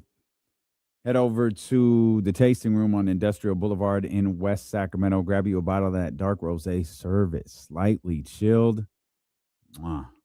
Do that. We're going to do the 7:55 tomorrow because we're watching Godfather 2 tomorrow night. Oh. So we're going to make some sort of Italian dish. Sit down, pour some red wine, and watch Godfather 2. So that's the plan tomorrow. Baker Family Wines is part of all of our weekend plans. You can grab you a bottle if you don't want to go out to the tasting room on Industrial Boulevard. You can head over to the Nugget in Elk Grove, Florin. You can head over to the new one in Rockland, Granite Bay. You can head over to the one on Blue Oaks in Roseville. You can also check select Rayleigh's and Bel Air locations. Just look for the baseball stitch with Baker Family Wines in the corner. Hello, this is Dusty Baker. Welcome to the family. And get you a bottle to celebrate. Can I give a quick update? Because we got a bunch of other things we're about to talk about, plus a question we have to answer as well. Just want to update Sac State baseball in the WAC tournament. They lost yesterday. Now they're in the elimination bracket, part of the bracket. So now everything is an elimination game. They're playing right now against Utah Tech. They're up 4-1 in the 5th inning. If they win this game, they play again tonight. Wait, really? Yeah. They play again tonight, I think, against Tarleton if they hold on and win this game. And where are we at in this one again? They're in the elimination side of the bracket. So I think if they won this and they say they won again tonight, they'd probably be in the semifinals, maybe. Okay. Maybe semifinals. I don't know. You're the correspondent. I don't know. I didn't realize they'd have to play a doubleheader if they won. Same with Utah Tech. If they win, they play tonight too. You asked, I want to get to TC here, and we're going to pay off that tease just before the commercial break. But you asked me any word on De'Aaron a second ago. We'll get a definitive word from the injury report. I'm sure we'll get it from Shams Charania first near the top of the hour. There is a video of shoot-around. I'm not super encouraged. Mm-hmm. He wasn't moving poorly. Mm-hmm. Remember the video? Remember the Luka video? Mm-hmm. He was kind of like that. He wasn't moving poorly. He just wasn't really moving. And then it wasn't moving. You got the vibes that he wasn't moving like he could play a playoff. He was, I wasn't super encouraged by the video, but again, no context to the video. It was 15 seconds long. It's long enough. It could have been at the beginning of shoot around. It could have been at the end of shoot around. Mm-hmm. I don't know where in shoot around it was. I'm just watching him like, nope, I don't think so. And of course, Shams put the tweet out earlier that Dylan Harper with the adductor, he's going to be a game time decision as well. So we'll find out at the last possible minute, 5:00, 30 minutes before tip off, if De'Aaron Fox, I assume J-Dub is a part of this as well, and Dylan Harper, if they're playing. And I have great concerns for the San Antonio Spurs if they're missing both of those. I have concerns if they're missing one. I got a lot of concerns if they're missing both of them. No, 100%, man. They need at least one of those guys to play in these games. It's tough. Even without J-Dub, it still would be maybe too tough for the San Antonio Spurs. Let's see what TC talking about here, 916-909-1320. What's up, TC? Hey, what's up with my two brothers? Not much, man. How you doing? Man, I'm all right, man. Just trying to start off the birthday weekend, man, with a bang. Hey, birthday let's weekend. Go, let's TC. go. Hey. Come on, man. Tomorrow, the 23rd is tomorrow, man. That's what's up, man. There you go, big dog. Happy birthday, man. Thank you, man. Thank you. So, listen, man, I just called in really because I want to holler at the homies and just say what's up. And, not really too much Kings talk because we already there. We just going to kind of see how it pan out on that note. But what I take from the final, right, is, the Western Eastern Conference Finals with the Knicks. If the Knicks did have to face either team, the Thunder, they split this offseason. Thunder got the last one, 111-100, and then they played on the fourth, and it was 103 Thunder to 100 to the Knicks. They only won by 3. But also the Knicks split with the Spurs. They went 2-2. Right, but they won that last one. That kind of mattered. Everybody said it probably didn't. It was an in-season tournament, but they stood up, right? So I don't know. I'm not jumping on the Knicks and saying that, but I'm saying because the Knicks is finna sweep the Cavs, bro. I said the Cavs was overrated. Detroit should have beat them. If they would have had Domas, they would have won that series. Evan Mobley or Allen, they ain't fooling with Domas. That's all they really needed. If they would have had another guy to give the ball to and score some points and grab boards other than Durant, they would have won that. So that's a sweep in my opinion. So the Knicks, they can fool with either one. So I don't know who. This is going to be a bloodbath, 7 games. I don't know who's going to win this series out of the Thunder and the Spurs, big dogs. But what I can say is, the Knicks can stand toe-to-toe with either one of them. You know what? Y'all have a good weekend, bro. I love both of y'all. Chatty House, peace out. My dog, man. Much love to my boy TC. Have a great weekend and a great birthday, man. Domas was the key to the whole thing, as Drew Down said in the chat. Man, Pistons would have got drug around the garden if they played them. Just point out, Domas had surgery. And when you need more scoring, you go out and get Domantas Sabonis. Oh, that's what we've been saying here in Sacramento. That's for sure. All defensive teams have been announced. Rudy Gobert, Chet Holmgren, Asur Thompson, Victor Wembanyama, Derek White. All defensive first teams right there. Moving on to the second team, it's Bam Adebayo, OG Anunoby, Scotty Barnes, Dyson Daniels, and Kaysen Wallace. Those are your all defensive first and second teams. Congratulations to those guys, man. Well deserved. Ball Well players deserved. right there. None of you are getting $250 million. No. Well, Wemby, you are. Wemby, you get $250 billion. Yeah, yes, indeed. We asked the question. We were going through Law Murray's NBA player tiers over at The Athletic, and Austin Reaves was he was a third tier player. I believe he was in the 3B category. Mm-hmm. He was in the 3B category with Tyler Hero, Darius Garland, Ingram, Norm Powell, and we were attempting to we were arguing about defense and complete basketball players and shot making, and we had created a scenario where what players in his tier change the outcome. Like if Luka Doncic is healthy, you're going into that series against the Oklahoma City Thunder. Do any of these players in his tier change the outcome of that series? And we had run through guys like Bam Adebayo. We eliminated the centers because we realized that's not fair. The number one need of the Los Angeles Lakers for like 2 years has been a center, and it turns out domination or dominating isn't gonna quite get it done. It was a nice chain though. It was a nice chain. Dominating.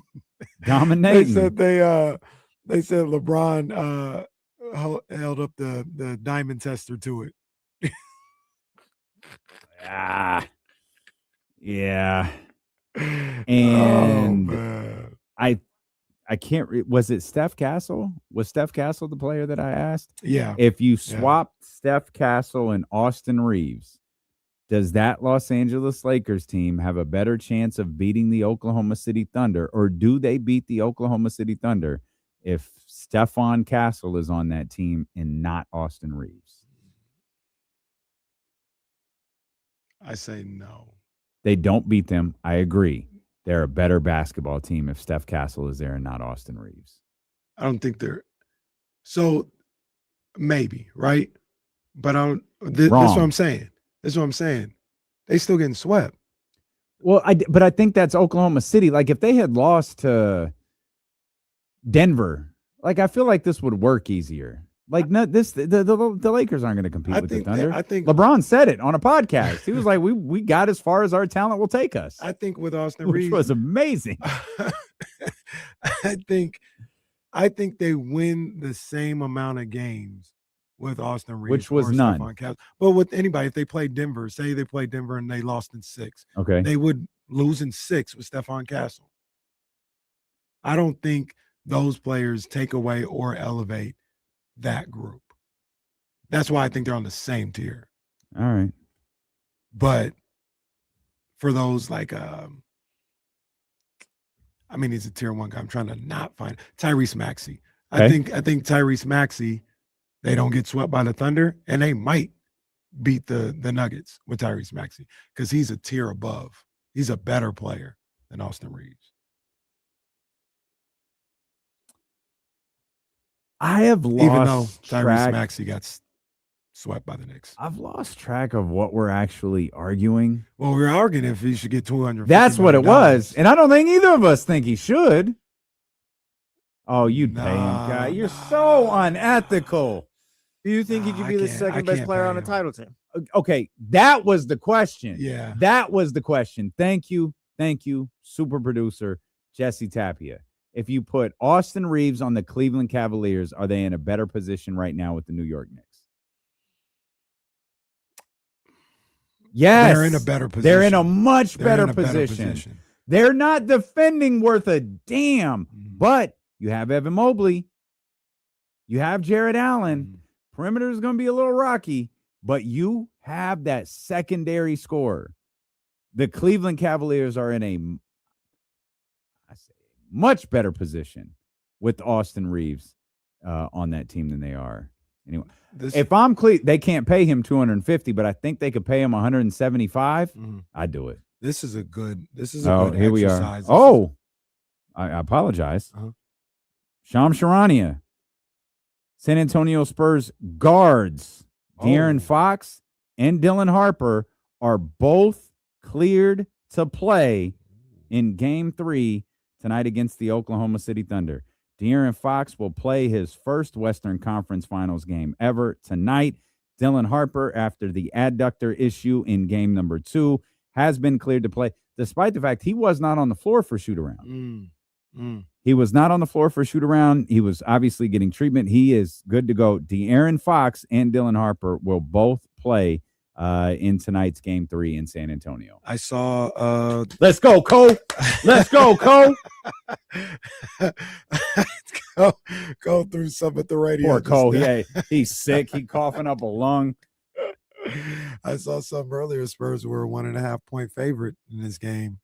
Yeah, I'd hop on that. On the other hand, Jalen Williams, Oklahoma City's Jalen Williams, has been ruled out for Game 3 against the San Antonio Spurs due to that now reoccurring left hamstring issue. I think he will end up playing again in this series, but I don't know how he plays again in this series. Like, why? This is the same injury that kept him out for 2 weeks. He re-aggravated it. And he's just going to come back from that in 4 days? No. Like, no, he shouldn't be playing. No. He should not be playing. I think he will. You think he will come back this series? I have a feeling that he will. I'm not sure. I mean, hamstrings are really tough. Yeah. I don't think he should. I feel like hamstring issues in basketball are like shoulder issues for quarterbacks. Like, you can get out there, you're just kind of faking your way through it. Like, you'll survive as best you can, but you're limited. And I'm kind of waffling. No, I don't think he plays again in this series. I also, and this is the cold piece about Oklahoma City, I don't know that he has to. This isn't a sudden thing.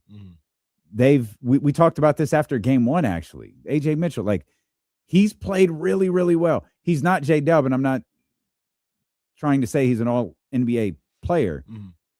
But there was a void. He filled it. This is a team that's a well-oiled machine. It's not – there aren't a lot of times you can lose an all-NBA player, and it's not the end of the world. And I think that's the case for Oklahoma City. You're definitely right about that. It's not the end of the world for OKC. They can survive. I think they need J-Dub to beat the Spurs at full strength. Well, it's Jalen. I know it gets confusing because there's like 9 Jalen Williams and there's Jaden Williams and there's like just so much going on over there. And he's walking off the floor. This looks like it's right. It's either right now or it's recently. Yeah. Not to pretend to be an expert. He does not look like he's moving well. No. Gingerly, as they would say. Yeah, like most people walk heel to toe. He wasn't exactly doing that. Carmelo looks like $1 million, by the way. Is this the first time he wore a blazer? I was just about to ask you the same question. I think it is. He usually has no tie, big collar. Casual wear. No tie, big collar, but he looks fantastic. Yeah, he looks great. Shout out Carmelo. I like this group. I like this group right here. No T-Mac today. Vince Carter is very, very good on television. He is. Jamal Crawford's done a good job too. Jamal Crawford is fantastic. He's done a really good job. Jamal Crawford is fantastic. Spurs doing that stupid Fiesta T-shirt thing again. Why you stop crapping on San Antonio? They just pissed me off. They didn't do anything to you. No, they did just piss me off. Casey's been hating fun a lot lately. Bro, they ain't got to do the Fiesta T-shirts. You are a very bitter old man right now. They ain't got to do man. Just first of all, you don't need no T-shirts. Did they have T-shirts at the Garden last night? Towels. You can have towels. Did they have? Well, why can't you have T-shirts? If you could have towels, why can't you have T-shirts? Ben Stiller wasn't waving a towel. I wore what I wanted to wear to the game. I don't want to wear no because you're a media member. Shirt. You're not supposed to put the green shirt on. No cheering in the press box. Why don't you put a jersey on and go into the locker room next time? Did you get a shirt? I didn't get a shirt. I don't think from game 1. I think I gave it to Trista. I don't think I got a shirt. Yeah, we're not supposed to. I know, but I thought there might be you were going to some- steal one. Is that No, what you I was were going to say there You might meant to be some steal around. one. Talk to Michael or something like that. Let me get one. At the time, talk to K&B. Let me get one on the on the side. But no, I didn't You get hustling for a free T-shirt? one. Well, I can't steal it from somebody. It's supposed to be on. It's supposed to stay on their seat. Oh, I guarantee you, somebody listening got like 6 of them. Damien brought up a good point yesterday, I think it was, or the other day, didn't matter. Do you want to admit that San Antonio's fun to watch right now? Yeah, I've never said this team isn't. I said their lineage is boring. Oh, I got you. Oh, that's a lie. Oh, no. No. I said watching a broadcast and they put Tim Oh, you did Duncan's say boring that. ass Yeah. on there and Bruce Bowen, no vibes. Clyde Frazier, vibes. Patrick Ewing sitting next to Malika Cedric Andrews. the Entertainer. Major vibes. Major vibes. 100%. Yeah, I think he's going to try and play at some point, though. J-Dub. Yeah. Don't think he should. No, I think he's going to try to play game 4. I just don't think he should. I don't think he should. I don't think he's going to. Yeah. I think you get into a 2-2 situation or a 2-3 situation, like down, like, yeah, maybe you force the issue a little bit there if you're J-Dub. I just I think if you're Oklahoma City, you examine your deficiencies if you lose. Shout out to Sean Cunningham. This is Sean's weekend, by the way. Oh yeah, at Bottle Rock. He's at Yeah, Bottle yeah, Rock. yeah. I texted him yesterday. I was like, "Hey, you in Napa this weekend?" He was like, "Yeah, are you coming?" I was like, "No, I'm being selfish. I was going to ask you to join us, but like, no, just have a great time." Him and Jimmy Butler. Jimmy Butler apparently is at Bottle Rock singing. Jimmy Butler, the basketball player. Yeah, I saw that clip. Doesn't he have like his coffee out there or something? He like does. That? Yep. One Shout of out these Jimmy. days I'll go out to Bottle Rock. Cool. Look at Jackson Dart. What a video. What was he doing? Too much. A little extra. Yeah. Little extra. I knew when I saw the IG story, like, That's crazy. stuff. Shout out Jimmy Butler, man. I've never had Jimmy's coffee. I He's haven't either. performing in front of a coffee stand. I realized this past week when my typical French vanilla coffee is out, Mhm. and I had to have like this. We're going on like 3 weeks. I've had like regular coffee to Mhm. put into the Keurig. I didn't know you drank coffee. Yeah, pretty much every morning. I don't think I knew that. Yeah, I thought you only got those weird drinks from Starbucks and very rarely. I only get them when we're out of K cups. Okay, got it. Yeah, and we're out of French vanilla K cups, so I've had the regular ones and realized I don't really like coffee at all. It's not good. It don't matter how much cream or sugar I put in there. It's not good. Just if it ain't the French vanilla. You need I've learned coffee. I'm not a big coffee drinker. I love the smell of coffee, but I'm not a big coffee drinker. I've learned coffee is like wine. There's wine, tequilas, bourbon. There's levels. And, Folgers. You know what I mean? There's higher levels of coffee that I make it for, I don't drink it. Yeah. I actually make it for Katie, my fiance from the Wake Up Call, and yeah. Abby, 17-year-old new daughter. Make it for them. And I take the beans and put it in one of the grinders. And that's, to me, that I've learned that's how you could tell if it's a good coffee. Like the beans, you can get the aroma from it. We opened one the other day because she just grabbed one at Target. And I went to like pour what is this? I don't know. I know what it was. I won't say what it was. It was like, oh, this is awful. Like they didn't have the Ethiopian joint that we make or the black and bold. They didn't have none of that. She was like, no, it wasn't there. All right, I guess we'll have this. It's not. I mean, it doesn't matter. I'm not drinking it, and so enjoy. I don't think I've enjoyed. I mean, the Starbucks stuff is fine. I haven't enjoyed. Like I don't think any coffee, and I've had been to coffee shops, whether it's a Keurig or fancy places and whatever. I've never been like, man, this coffee's hella good. It's just either been tart or it's good enough. That's it. It gets the job done. Even the Starbucks that I like is just like it gets the job done. I don't love it. But yeah, I need my French vanilla Keurigs. So if you guys want to send in boxes of French vanilla Keurig cups, K-cups, excuse me, you know where to send them. One, stop begging our audience for things. Two, the Fritos were a joke. They weren't sending the Fritos to feed you. They were sending the Fritos as a joke. Team Fritos off. Have we gotten through one full box yet? Barely. Actually, no. There's still a couple in there. Wow. We'll go to work on that when we get back. The one of the reasons is a shout out to, I think Danny's in control of it. Addie, Sarah, they've done a fantastic job over at the Snack Shack. They have. Who's Danny? Danny. Oh, Danny. Yeah. Oh, right. She told me she did the she did that one the other day. Yeah. Oh, salute. Yeah. That's a big time. The Snack Shack, it's back to Kim levels. Shout out Gio. Yeah, Gio definitely does a good job with it as well. So, I haven't had to go to the Frito boxes.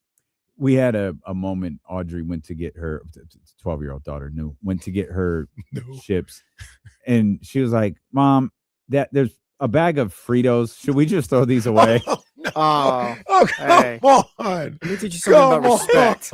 And Katie goes, "Well, wait a minute. There's no regular Fritos in there." She goes, "No, these are chili." Jesus. And Katie goes, "Don't throw those away." I said, "Baby, go and throw them in the trash." Oh, It's a winning lottery ticket right there. Throw them in the trash. That is gold. I had a question. Okay. About Austin Reaves. Oh God, I thought we were done with that. Austin Reaves taking over. Well, then the Aaron started playing, and then we got. Yeah. I have one last question about the Austin Reaves situation. All right, it's your Austin Reaves leader here on Sacramento's Sports Talk. It's ESPN 1320. Austin Reaves. Where the hell is T-Mac? It's the Western Conference Finals. I'm really tired of those shirts, to be honest with you. Like, wait, just do all black or something. That would have looked cool. Do black and gray or black and white or something. I don't really know this from experience, but Fever and Valkyries tonight. Caitlin was questionable. Yeah. She might be questionable every game just to protect themselves. And I always be like, man, Spurs are boring. They don't love hoop out there like that. They absolutely do love the Spurs. And there's something about winning a championship. Like I can imagine like the Spurs are unbelievably ingrained into that city. Just because they've been there for as long as they have. But then when you win championships, you have like that does something different. So they be tapped in. I saw something about like when they won the first round series. Look at that dump. When they won that first round. Talk about old barn. God, that actually looks like an old barn. When they won the first round series against the Blazers, they were on like whatever little strip, their version of like J Street or something like that. And they had some big rig truck with the big old tires, Spurs flag, and he stops in the middle of the street and they start shooting off fireworks. Oh God, thank God it was fireworks. But yeah, they was getting after it after that, man. And I guess they got this thing where when they win, they go down that same street and they're honking the horns the whole time. So they got their little stuff that they've been doing for decades at this point, I'm sure. To hell with them, though.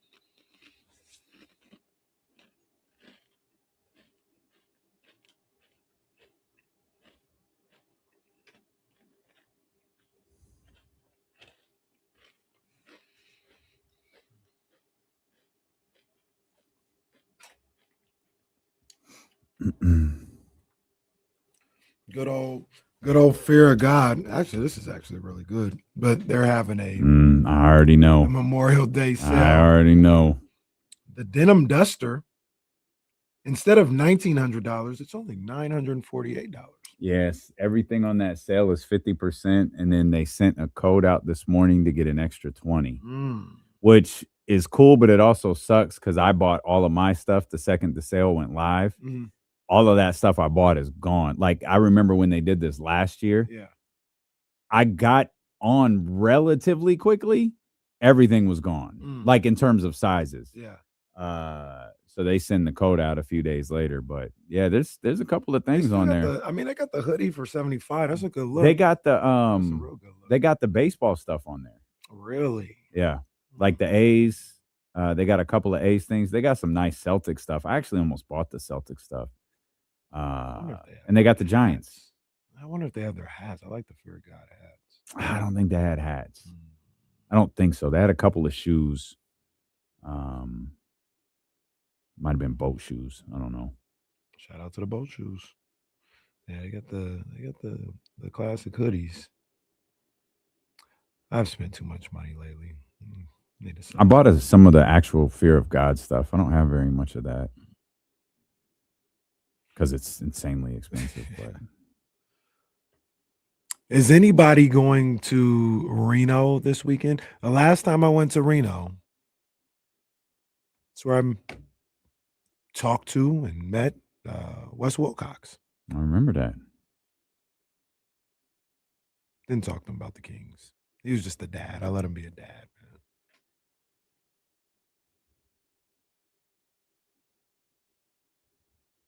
Is that Ballmer? That's not Ballmer. No. He looked like Ballmer. He does look like Ballmer, but that's definitely not him. Wait, what? Ballmer moonlighting as an NBC swimming analyst. Man. I had to do a triple take. KC be saying some funny stuff in this studio sometimes, man. I did a triple take, man. I said, hold on, man. Is that Ballmer? The guy talk about swimming. We were the guy, the swim analyst for NBC looks very much like a slightly thinner, maybe a bit older Steve Ballmer. I had to convince Kenny that he is not moonlighting as a. Turn it up. I want to see what Ballmer got to say about his analysis of swimming. For the love of God, what about Austin Reaves? We've spent far too much time on Austin Reaves. We at that dang, and almost I think I might have forgot the question of the scenario, but we talked about if Stephon Castle was in Austin Reaves' spot and all this other stuff. That's what it was. We asked, can Austin Reaves be the number 2 scorer on Cleveland? On Cleveland, you say yes. Would they be better if Cleveland cloned OG Anunoby? Would they be better? Yeah.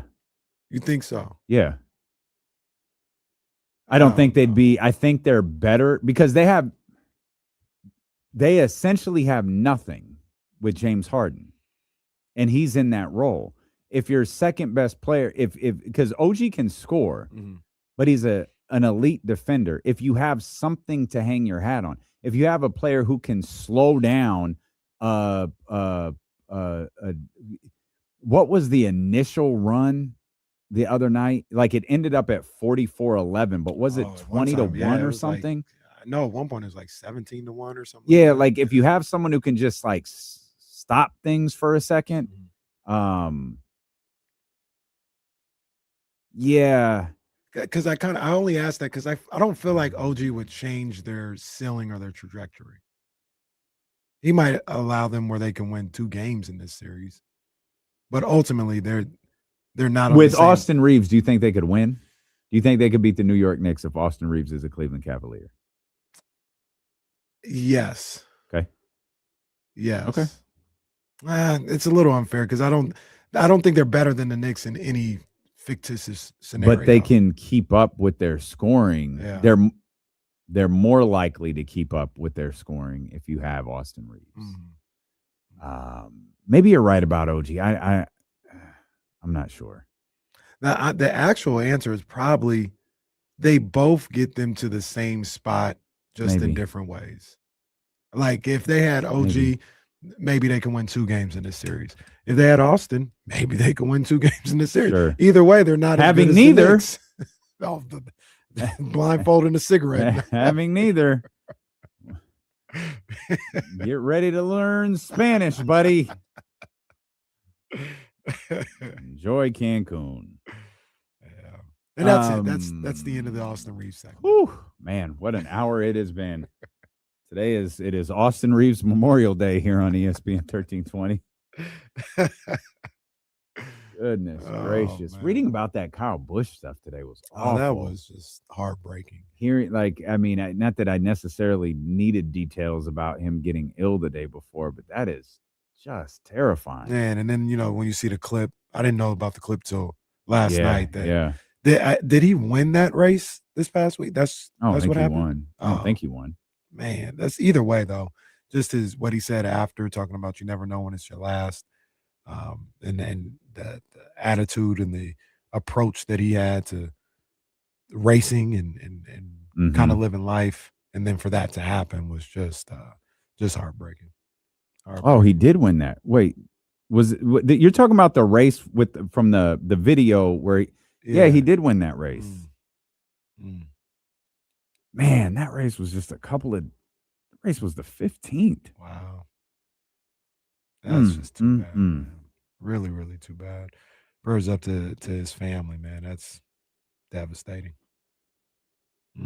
Hey, can we get Q the link? Q Meyers, host of the Locked On Raiders podcast, going to join us here in just a second. Link on its way. I meant to ask Eddie about his Raiders, man, how he's feeling. Read some of the things, the OTA stuff.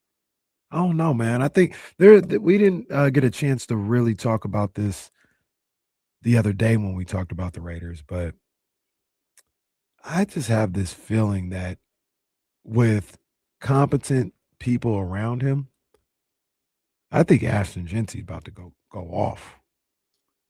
I think he's a special running back. Yeah. I agree. I think this offense could be really good. And a lot of that, too, you talk about the right people around him. I think some of the right people is Clint Kubiak. Yes. Now, I think they're missing receivers. They don't have the receivers, I think, that could really get this offense to take off. I know Clint will probably do a good job about being able, to almost like Kyle Shanahan used to do. Like, it doesn't really matter the receivers I have, the system and how I play call, that's going to get guys open. I can scheme guys open. I think Clint's got a little bit of that in him, but he's still going to need a top flight threat, and I don't know who that is just yet. I love the offseason. Outside of Brock Bowers, obviously. Yeah, for sure. The what was it? Robot from Heaven? Yeah. Maybe it was a superhuman robot from heaven. I can't remember what it was, but it was quite the descriptor for Brock Bowers. And that's what he is. Like, Brock Bowers is that he is the next incarnation of the George Kittle of the Travis Kelce. Like, they're a tight end, but they're a playmaker. And he's a playmaker. I know I've said it a million times. Like, I love the off season, that the Raiders had. And it feels like it starts with their 3 draft picks.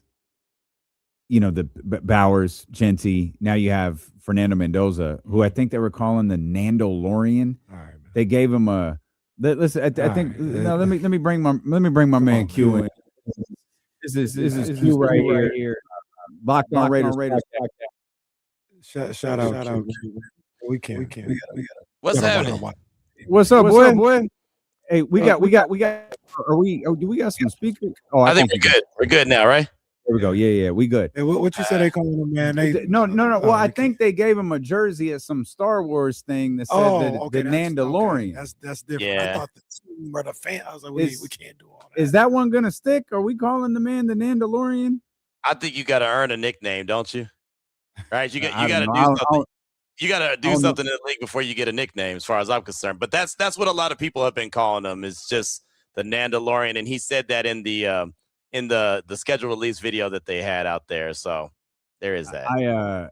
I know nothing about that world, so that could be an insult for I know. Like they could be insulting that man. I have no idea. Me neither. That's not my bag. I don't know what's going on there. Right. But yeah, OTAs underway. We were just having a conversation about the offense and Clint Kubiak and what he's able to do. Mm-hmm. And Q, I'm not breaking news that this is a good ball player, but I really think with the level of competence around him, when you talk about a coach, when you talk about a quarterback, when you talk about functioning offensive linemen that can open up holes, I think Genty might have a big time season. I'm a big believer in Ashton Genty. I'm glad you said that. I was talking about that on my local show here in Vegas yesterday. Veterans that I thought were in line for a big year, and I know he's only a second-year guy, so it's funny to call him a veteran, but I'm with you. I think that with the coaching staff, with a new offensive line, with a new offensive line coach, right? They had Brennan Carroll last year and now they have Rick Dennison. Rick Dennison's got 4 Super Bowl rings. He's been with the Kubiaks every step of the way. He knows what he's doing.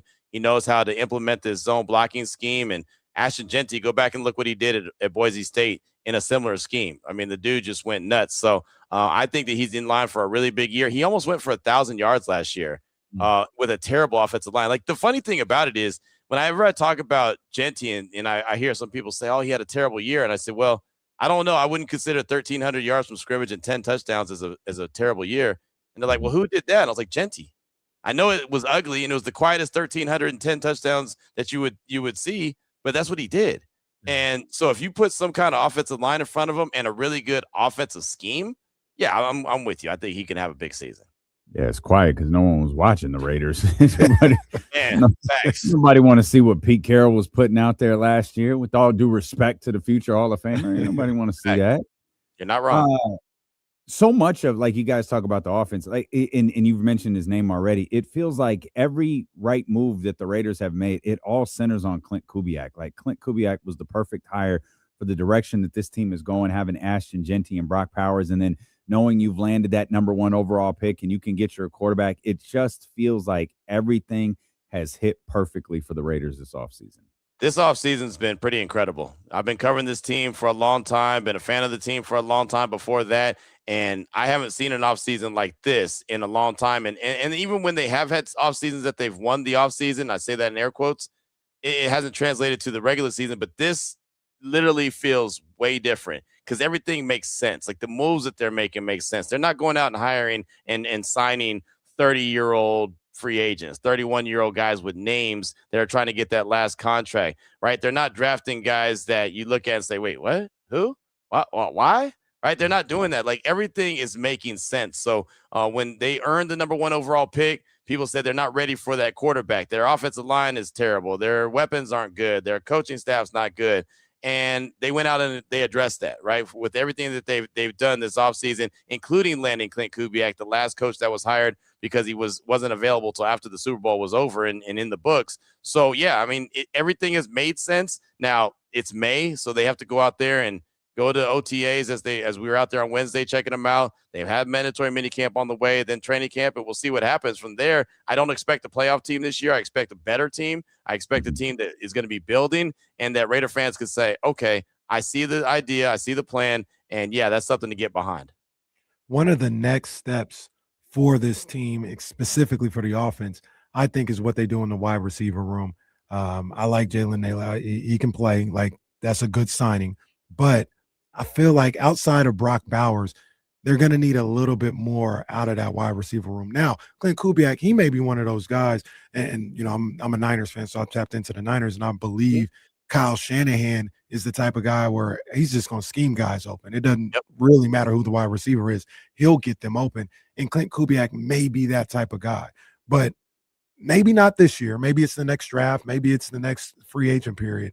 I want to see the Raiders go after a true number one wide receiver to kind of elevate this offense and complement Genty and Bowers and Fernando Mendoza. And that's exactly what I think they're going to do. I mean, really, they can't do everything in one offseason, but they've done a lot this year. So I think that because Jack Besh and Dante Thornton, you didn't really see much from them their rookie year last year, we're going to get to see who they can be in this offense. And honestly, if you ask me who they are, I couldn't tell you. I don't know, right? Jack Besh had 20 catches, just over 200 yards, and I think Dante Thornton Jr. had about 10, right? And I mean, you had guys like Tyler Lockett out there playing significant snaps last year. There was absolutely no reason for that.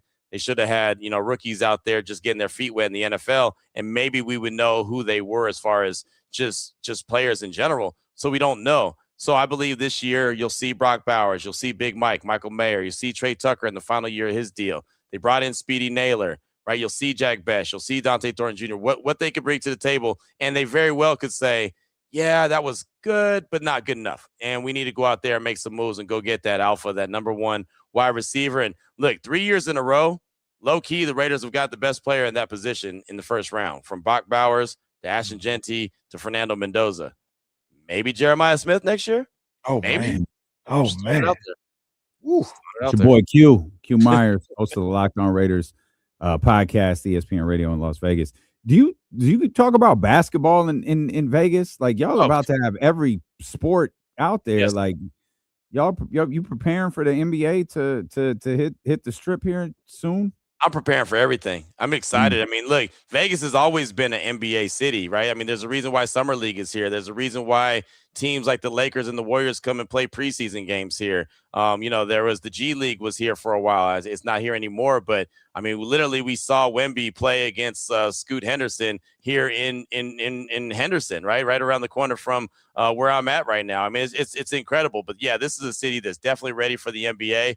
That's going to be exciting. We have the Aces, three-time champs, 3 out of the last 4 years have won the championship. They're going to be raising the banner tomorrow. I'll be in the building for that. I mean, yeah, this city is ready for NBA action, and the A's are right around the corner. Obviously, they're in your neck of the woods right now, and their stadium is being built. It's incredible how this went from a city that, oh my gosh, don't talk about sports in Las Vegas, to now, hey, all the sports and then some are here in Las Vegas.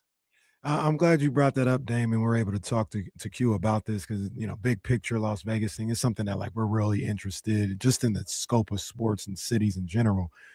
The Raiders in Las Vegas, obviously Vegas gets behind them, you know, and shows them love because it's the Vegas Raiders now. Right. But is it the Vegas Raiders yet? Is it like the Golden Knights? Is it like the Aces? Or is it still something where everybody's trying to get a feel for it? Or there may be, I don't want to say turned off, but there's a little bit of a cloud because it's kind of the punching bag of like, oh, visiting team coming to Vegas, it's going to be 50% Chiefs or Dolphins or Niners or something like that. Have they fully embraced the Raiders yet? Or might that take like a whole generation of young kids today living with the Raiders being in Vegas? I think it's going to take a while, to be honest with you. I think it's going to take, you know, a lot of the kids growing up to be Las Vegas Raider fans. I also think it's going to take winning. I mean, they haven't done too much winning since they've been in Vegas, and so that's not going to help. And the one thing I've learned, and I've been here since 2021, if you're not winning, they'll find something else to do, right? There's something to do at every corner here. So if you're not winning, they're not coming. And, you know, yeah, the Raiders games are sold out. You know, they're the most expensive ticket. They're also easy to flip, right? Because like you said, the opposing fans want to come into the building. They don't have a home field advantage right now because they're not winning. Now, it's going to help a lot with Fernando Mendoza. You know, those 15 jerseys are selling off the shelves like hotcakes. I mean, they were selling them the second day of the draft at the Raiders facility. They were printing them up at, you know, what size are you? Okay, boom, coming up. It was like, I mean, I'm telling you, it was like an ice cream shop. What you want? What you want? You know, pecan. Okay, boom. Here it is. What you want? Okay, boom. That's what That it was. sounds like a street corner. Exactly. In Vegas, as a matter of fact. I've been on some of them corners. I've seen T-shirts take longer to get printed up crossing the bridge at the Oakland Coliseum, right? The bootleg T-shirts, but these are the real things. So it was just wild, and so that'll help. You know, there'll be a lot of silver and black jerseys, but ultimately you have to win. The Golden Knights were born here. They're Vegas's team. They've won a Stanley Cup. There was a tragedy that happened on 1 October, and they embraced them and they leaned into them, and they were, they embraced the community. So the Golden Knights are king here in Las Vegas. The Aces, they came from San Antonio, but they're winning championships here. So everyone embraces the Aces, but it's time for the Raiders to step up. Right? And look, the A's, as you know, they're in first place, right? I mean, I know they're not here, but everyone's looking like, wait, hold on. No, that team that don't have no players all of a sudden has some players, and they're in first place now. They're struggling pitching, but they can hit, right? So it's the Raiders got to step up, man. It's no way around it. They have to step up. If they don't, they'll get left behind. So let me ask you real quick. So are you in Vegas? They keep an eye on the A's, like because the thought out here is like Vegas ain't gonna care about the A's. Like that's just a money grab. But they locked in, huh?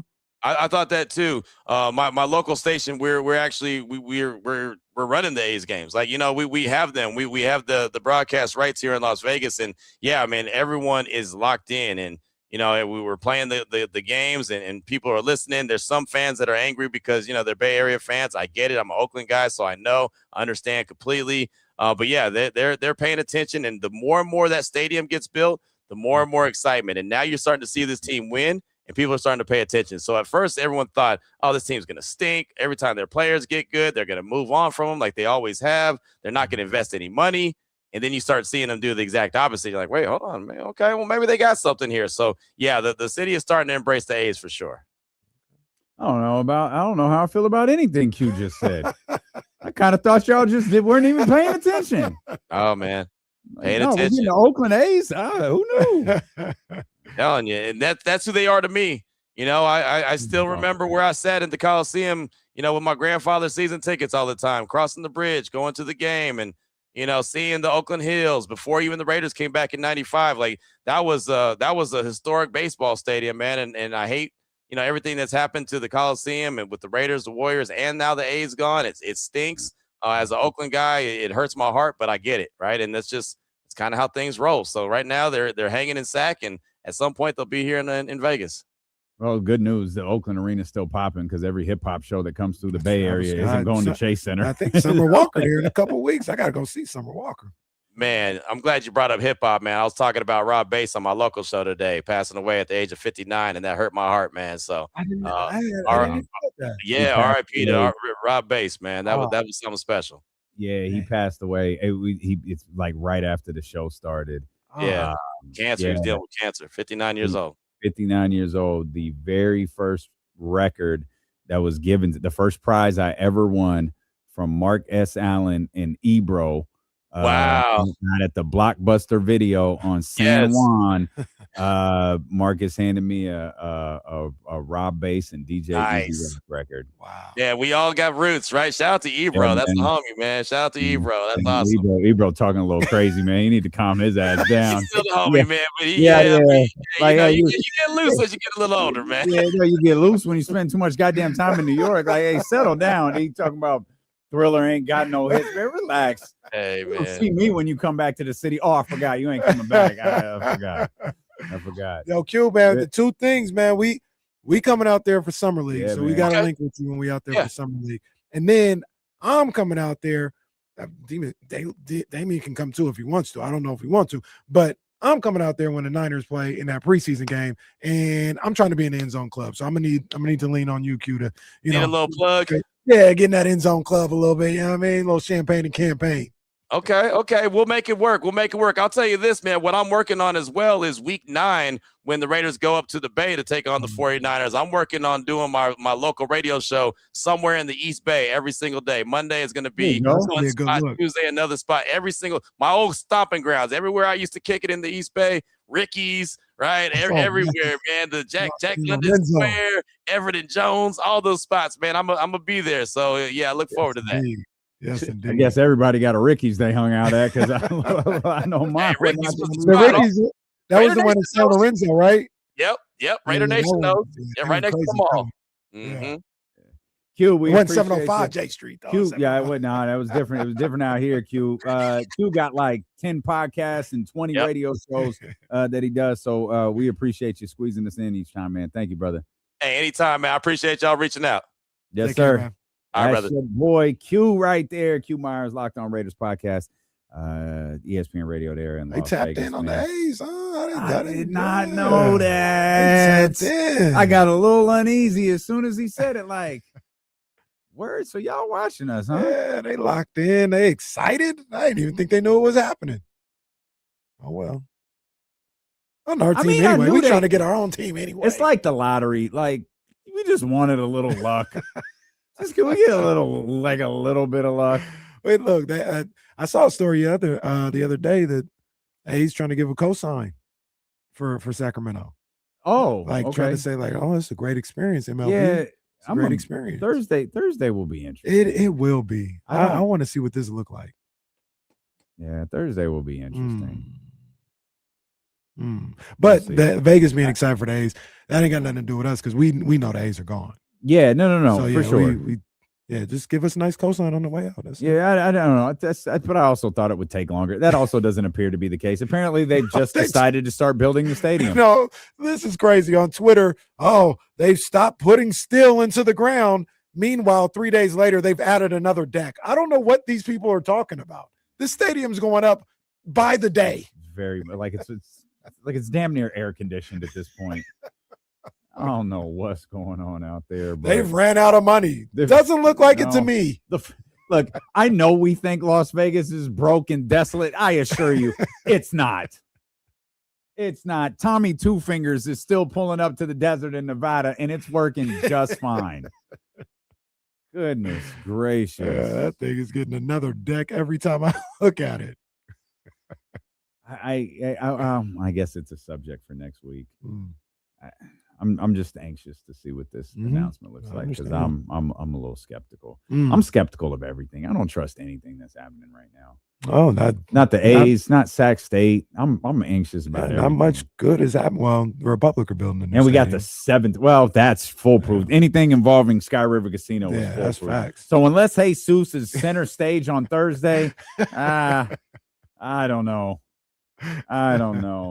We'll come back. De'Aaron Fox will make his Western Conference Finals debut coming up here in just a couple of minutes as the game is about to get underway. De'Aaron Fox and Dylan Harper both cleared to play here in game number 3, the first one in San Antonio of these Western Conference Finals. Plus, a little follow-up to something we were talking about in terms of coaching news in the NBA. That's up next here on Sacramento Sports Leader, ESPN 1320.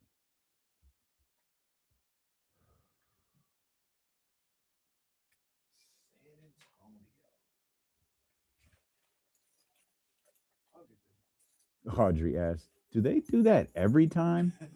No. Didn't they just do that? Yeah. Get a new stick.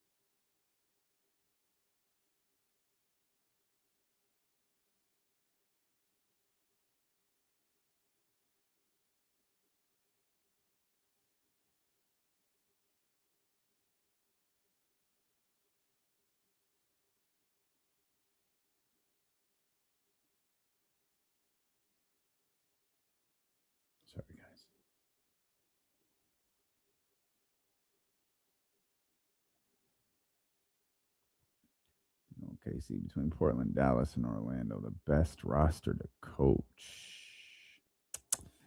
The best roster? Probably Orlando, but the best job might be Dallas because you got Cooper Flag. I gotta imagine that means something, no?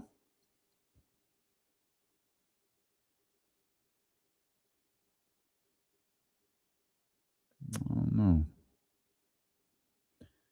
know. I don't know. That's a good question, though.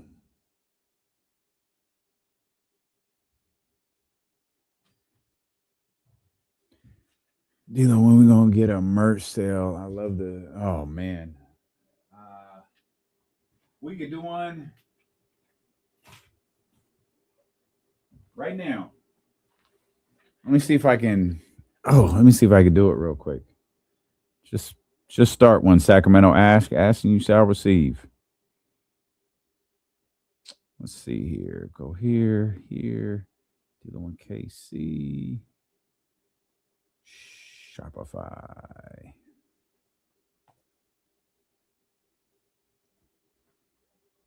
I'm going to get a 30% sale up right now for you guys. If I can. God, I haven't.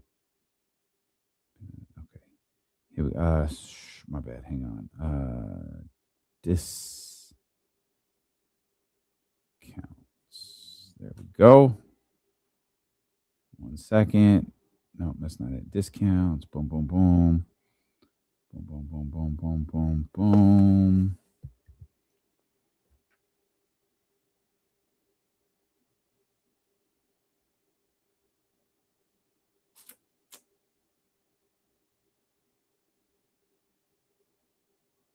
All right. Create discount, amount off products, automatic discount, no code. We'll call it Memorial Day.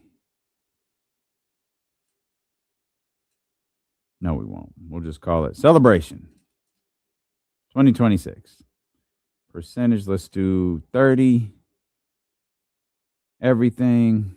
Customers, all of them. Minimum, nope. Sale through, we'll go all the way to next Friday. Oh, no. Ooh, I almost messed that up. Almost started it.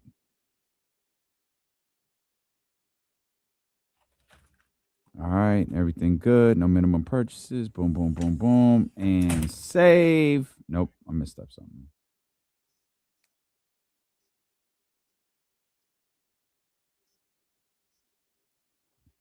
The Chatty House was asking for a sale over at DeloandKC.com. I don't know if anybody remembers. We have that website. Still there. Still very much there. It says applies to specific products, specific. I haven't done a sale in so long. I forgot how to do it. I'm trying to, I don't want specific. I just want a sale on everything. I want to just let me give you a sale for everything. And it switched up on us. I don't think it's that. I think I legitimately just forgot how to do this. Create a discount. Oh, I know why. I clicked the wrong thing. Amount off of order. Discount code. Ain't no discount code for the loved ones. This is 2026, baby. Yes, Memorial Day sale 2026. Everybody listening gets 30% off. All customers it applies to, and we will set the end date. This sale will run for a little bit, so you got time to get home and place your orders. 30% off on DeloandKC.com right now. Let's get it. You could thank Sacramento Ash because he's the one who brought it up in the chat over at youtube.com/ESPN1320 and twitch.tv/ESPN1320. Big up Sacramento Ash. Padres fan. Sacramento Ash. Yeah, man. I like the Padres. My barber's a big Padres fan. Did you know? Ooh. Okay. Uh-oh. I saw this yesterday. I just need to double check. Give me a second. He thought he got checked. Give me I just want to make Hold sure. on, let me go to the board. How many so days ridiculous. since Kenny's been fooled by the internet? This is so ridiculous. No, I didn't get Chatty House. This is how ridiculous it is. Okay. Did you know Fernando Tatis Jr. has no home runs this year? Really? Yeah. Batting .239 with 0 home runs and 15 RBIs. He's one of my favorite players in Are the you sure? game. Yeah. And you say I had to triple check. Wow. That is crazy. One of my favorite players in the game. The last home run he hit was in the WBC in like the pool play. Marty's off the air, and it's making me really nervous. Oh, no. Someone go help our man Marty. He forgot. I don't know what happened. Someone go help our man Marty. That is the worst thing to Is see in anybody our here? studio. Like, no, any- of course no one's but here. no, Marty's here. No, I mean, Oh, like, Seth even already took off. Oh, no, left Jonathan. earlier. Yeah. Jonathan Sorry, was. Marty. You better learn how to Yeah, swim. Jonathan was leaving as I was walking in. you got to learn. Yeah. Learn on the fly. Yeah, Good figure, luck, pal. figure it out, buddy. Our shift's over in 25 minutes. And we will be out of here in 24 and a half. Look, I gotta get picked up. I got dropped off at work today. So I gotta By your mom? Yes. Oh. And I'm leaving work. Kenny, you cool by yourself? You need me to wait till your mom gets you? I got dropped off because we're leaving to go to Reno right after this. And to me, it did not make sense to drive to Elk Grove to come back this way to It go through definitely does Reno. not. Yeah. So I said, well, just drop me off and you pick me up on our way out. Mhm. I don't know if they'll be here at 6:00. Well, they'll be here when they're here. Kenny, I like guess. those kids after school. Dad, Kenny, where are you? It's been I'm- 3 hours. I've been out of school for a while. I'm done with my KSFM work. Kenny just sitting in the lobby like. He's sitting on that little bench outside the doors. Yeah, Outside. See you Tuesday, guys. See you Tuesday. It You gets dark. need us to wait with you? No, I'm okay. No, It gets dark. They still hadn't come. My mom said she's almost here. One time I got me and my grandmother, we got stranded at Candlestick Park. Never Oh forget that. no. Yeah, man. And it was a day game. Day game for the Giants. It was 1:00. And yeah, we got dropped off by my mom. She was like, oh, I'm gonna go around the Bay Area while you guys are at the baseball game. Game was over, maybe 3:00. Gets to about 4.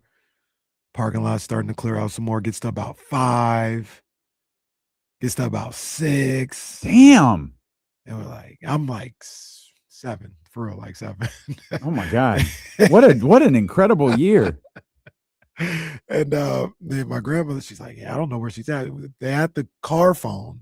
It wasn't like cell phone, but they had the car phone. We tried to call her a couple of times. She wasn't picking up. And then it completely freaked me out because we were literally the last 2 people there. Somebody drives up and they're like, oh, I got to use the pay phone. Yeah, there's this really bad accident over here off of 80. I'm like, oh man, that's my mom. Like, oh God, it's so bad. I'm freaking out. And then my grandmother was like, look, we're gonna go take a cab to the train station and we'll get back to Sacramento and we're just gonna keep trying to call your mom. We took a cab downtown, got to the train station, we got a ticket. And we were about to leave in like 15 minutes. She's like, I'm going to try and call your mom one more time. And she called and she picked up. My mom is just crying. She's like, where are you guys at? I'm here at Candlestick Park. You guys aren't here. Where are you? Oh my gosh. And she's like, we tried to call you the whole time. She's like, I got a flat tire and my car was up on the, at the shop where she had to take it to the shop to get the tire fixed. It was up on the gurney or whatever.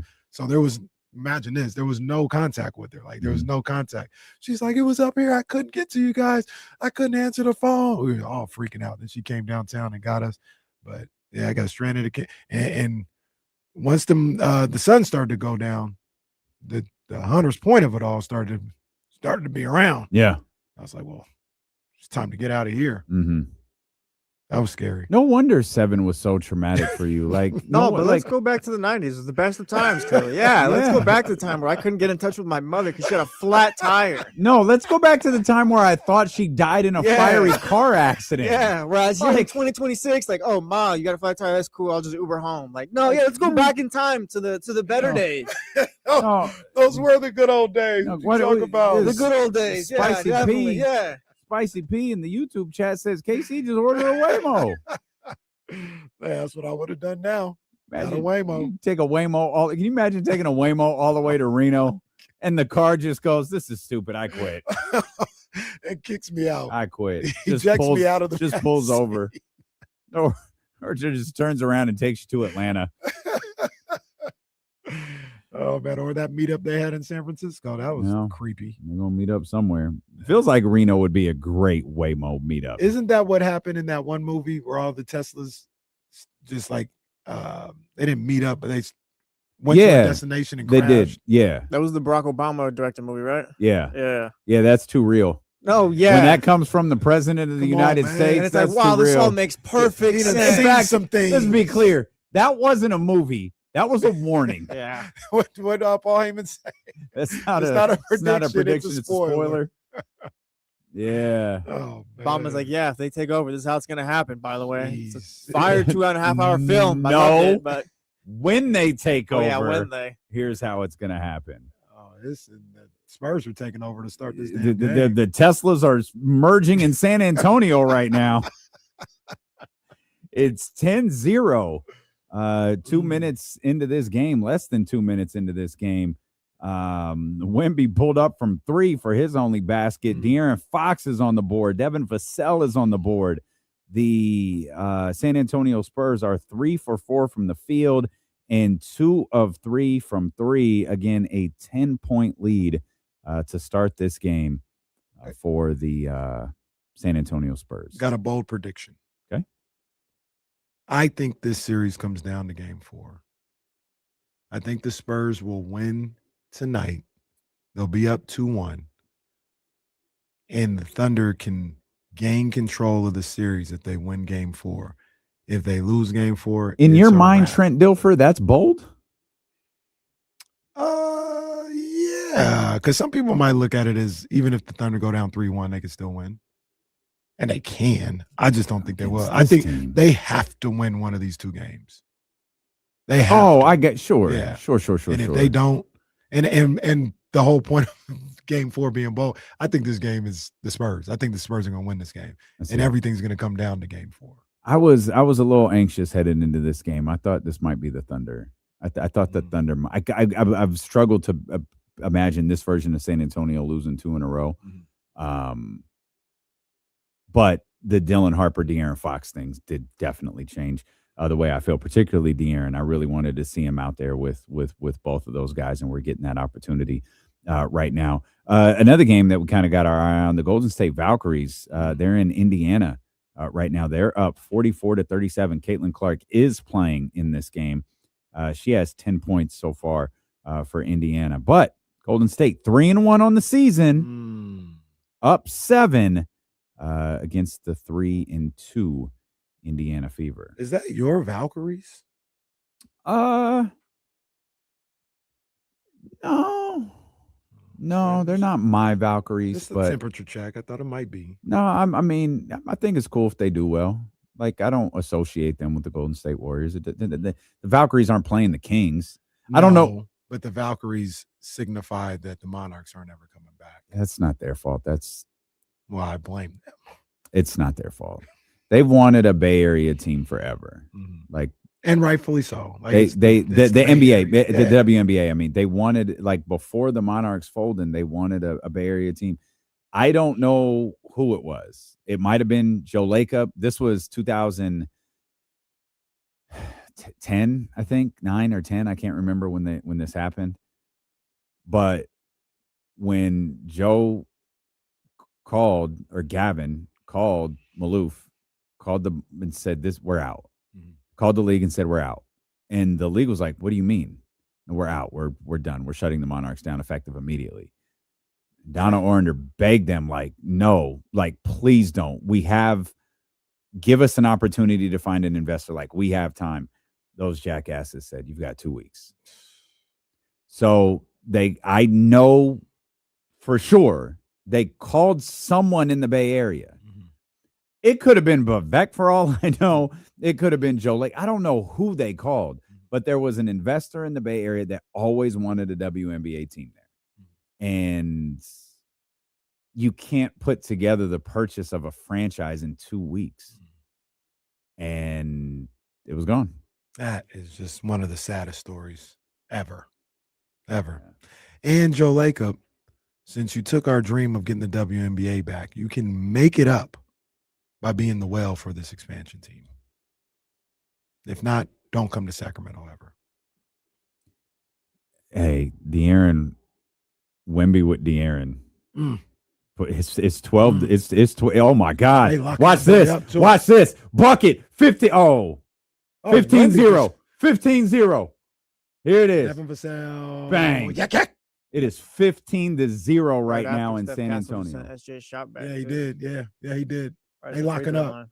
They locking up. They are 5 of 6 from the field, 3 of 4 from 3. Oh, here's Chet to save the day. Oh, he saw Wemby and he backed out really quick. Don't want no part of this. Retreat dribble. Don't want part of this. Retreat dribble. Oh, and Isaiah sat down. This is crazy. Oh, did they call a foul on Wemby? No, they put Shot shot clock. Oh, okay. Man, they locking these boys. It is 15-0 right now. That's my goat right there. This dude. Look at De'Aaron at the basket. I see you Western Conference Finals, De'Aaron. Yeah, this one's a wrap. Okay, relax. No, this game is a wrap. Stop. They ain't got the firepower today. J-Dub might try. Jalen Brunson's gonna come running out of the locker room any second. J-Dub might try to play game 4 because he knows game 4 is the one. No, give the ball to Chet. I want to watch him. Oh, they took him out. Oh my God. They took Chet out. Oh my God. I guarantee you, Mark Dagnall said, "This dude's a little bitch. Get him out." Let me. They took Chet out after that play. Let me ask you guys a question. Would you consider trading Chet for Giannis? Yeah. Yes. Absolutely. Absolutely. That's crazy. Absolutely. And I'm not saying I agree with you guys. We wouldn't have said that 11 months ago. We wouldn't even have thought that. If you lose, is it 7 times to But this first team in one season? Yeah, you kind of got to look at your roster. And Yeah. there's What are an you, the issue. Kings and Pelicans? Yeah. You know the OKC's on the board, by the way. You know the rumor. Oh, look at Fox. I like that. Playoff Fox is here. that I boy see here. you. The Game rumor 1 in is Sacramento. The rumor is this the Thunder they might go all in on the top 5 pick. They got they got 3 picks, 3 first rounders, I think, or maybe 3 picks total. There's 2 first rounders and 1 in the second round, I believe, like pick 36 or something. And they only got 1 roster spot. I don't like that. Okay, let me rephrase. I don't like that if you lose this series. I think it's regardless if you win or lose. Yeah, Like, it's if you that lose time. this series, you've got to. No, I agree with you, Mhm. but you've got. So I've convinced myself. This all happened this morning. Giannis is getting traded to the West because 1, the Bucks would be very happy to do that. 2, if a team thinks they can compete, Giannis is no one can match Wemby in the league. That's why I say the entire league right now runs through San Antonio. Giannis Antetokounmpo is an MVP, a multi-time MVP, still one of the game's best players. But everyone is looking at what can we do to counter Victor Wembanyama and what is happening with San Antonio. Giannis is the rare physique that matches, like it works.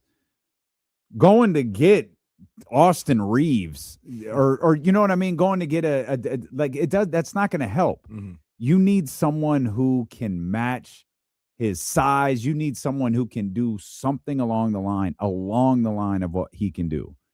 And I have convinced myself since this morning that Giannis Antetokounmpo is getting traded to the West. Well, look, to that argument, which is why, to Jesse's question, is an absolute no-brainer. So, well, look, he's going to the West. I think he's a Timberwolf next season. Could be. But to that argument, to what you guys are saying, if I'm OKC, number one, the talk has been to try to get in the top 4. There's a big time 3 right there by Alex Caruso. Alex Caruso need a timeout. 1910, yeah, it was a big time 3 from Alex Caruso. The talk has been trade those picks to get into the top 5, which would help reset your books. You get a Caleb Wilson, somebody like that, potentially, right? I think the move potentially, cash out on these draft picks, send them to Milwaukee, keep Chet Find somebody else to trade and put Giannis with The trade Chet. is easy. I brought it up months ago. It's J-Dub. Could be. That's a good trade. J-Dub. J-Dub and all your picks for Giannis. I do it. No. You said reset your books. Mhm. Trade J-Dub to move up in the draft. Yeah, but see, I don't know. Or- To your original point, I don't know if anybody in that draft is going to help you against San Antonio. Okay. Giannis helps you. I'm glad right you see now. things my way. No, you're right. I Right still think you now. could trade Chet for Giannis, but I want to keep Chet. I need two. Going up against Wemby, I need two. yeah, but not when one of them's acting like that. Did you see what he just did? He ain't gonna have to go towards Wemby. That's because Giannis here now. You float around the perimeter, Chet. Man. You float around. Work on your jump shot this offseason and be a stretch 4 or stretch 5. And really just get your. We only have a problem against one team. Facts. So, Right. But so you're that's actually a fine, big Chet. problem. Yeah, like, and we're gonna fix that by getting Giannis. If I were the Thunder, that may feel a little. it's panicky. 1-1, by the way. Like we're talking like SGA's got dirt on his body. Like it's the reigning MVP. Yeah, I would move those picks because the other reason why they want to do it is they just don't have the roster spots for 3 guys. Yeah. So right. But you combine that with where they're at, like as a franchise, they're in championship mode right now. They probably want to, like I said, reset those books a little bit by getting a rookie in there. But if you can't do that, then go get Giannis. Pair him with Chet. You got a bunch of guys that you can make it work financially. When you talk about Dort, Hardenstein, I don't think you wanna wonder give up Caruso, but if guys like multiple firsts. I wonder if multiple firsts would be better for LA at 5. probably. I don't know. I don't think You mean multiple. like what the Thunder, like making a trade with the Thunder and the Yeah, Clippers? yeah. Yeah, probably so. Probably so. You got some young players. Because I already. don't think those multiple firsts do anything for Washington, Utah, definitely not Memphis and Chicago. Because those teams, particularly the last two, they need the guy. Mhm. And the guy seems to be in the top 4. If you're just looking to land a good basketball player, Now, maybe you could do it at 5. if you offer J-Dub to Chicago, that in the multiple Oh, that firsts, changes everything. Yeah, now we got it. That changes everything. We got a Yeah. conversation. That changes everything. I think everyone takes that. I think that Memphis takes that. I'm not sure that any of those teams don't take it. I think all 4 of those teams would take J-Dub and 2 first-round picks this year. Well, look, the talk was the number 1. That's what I heard people like speculating. All them picks. And I if you think put they could J-Dub, do it. All those picks and J-Dub for the number 1 pick. I absolutely think they could do it. Washington. If I'm Washington, I want to stay with the pick. I don't want, and J-Dub's not old, but I don't know if I want all the veterans. I want one centerpiece that's going to be a future guy. And maybe you look at J-Dub as a future guy, though. So He's 25. Yeah. He ain't 19. Well, I don't even think AJ's 19. I think he's 20. But and he's cheaper. Yeah. Yeah. Utah would be interesting.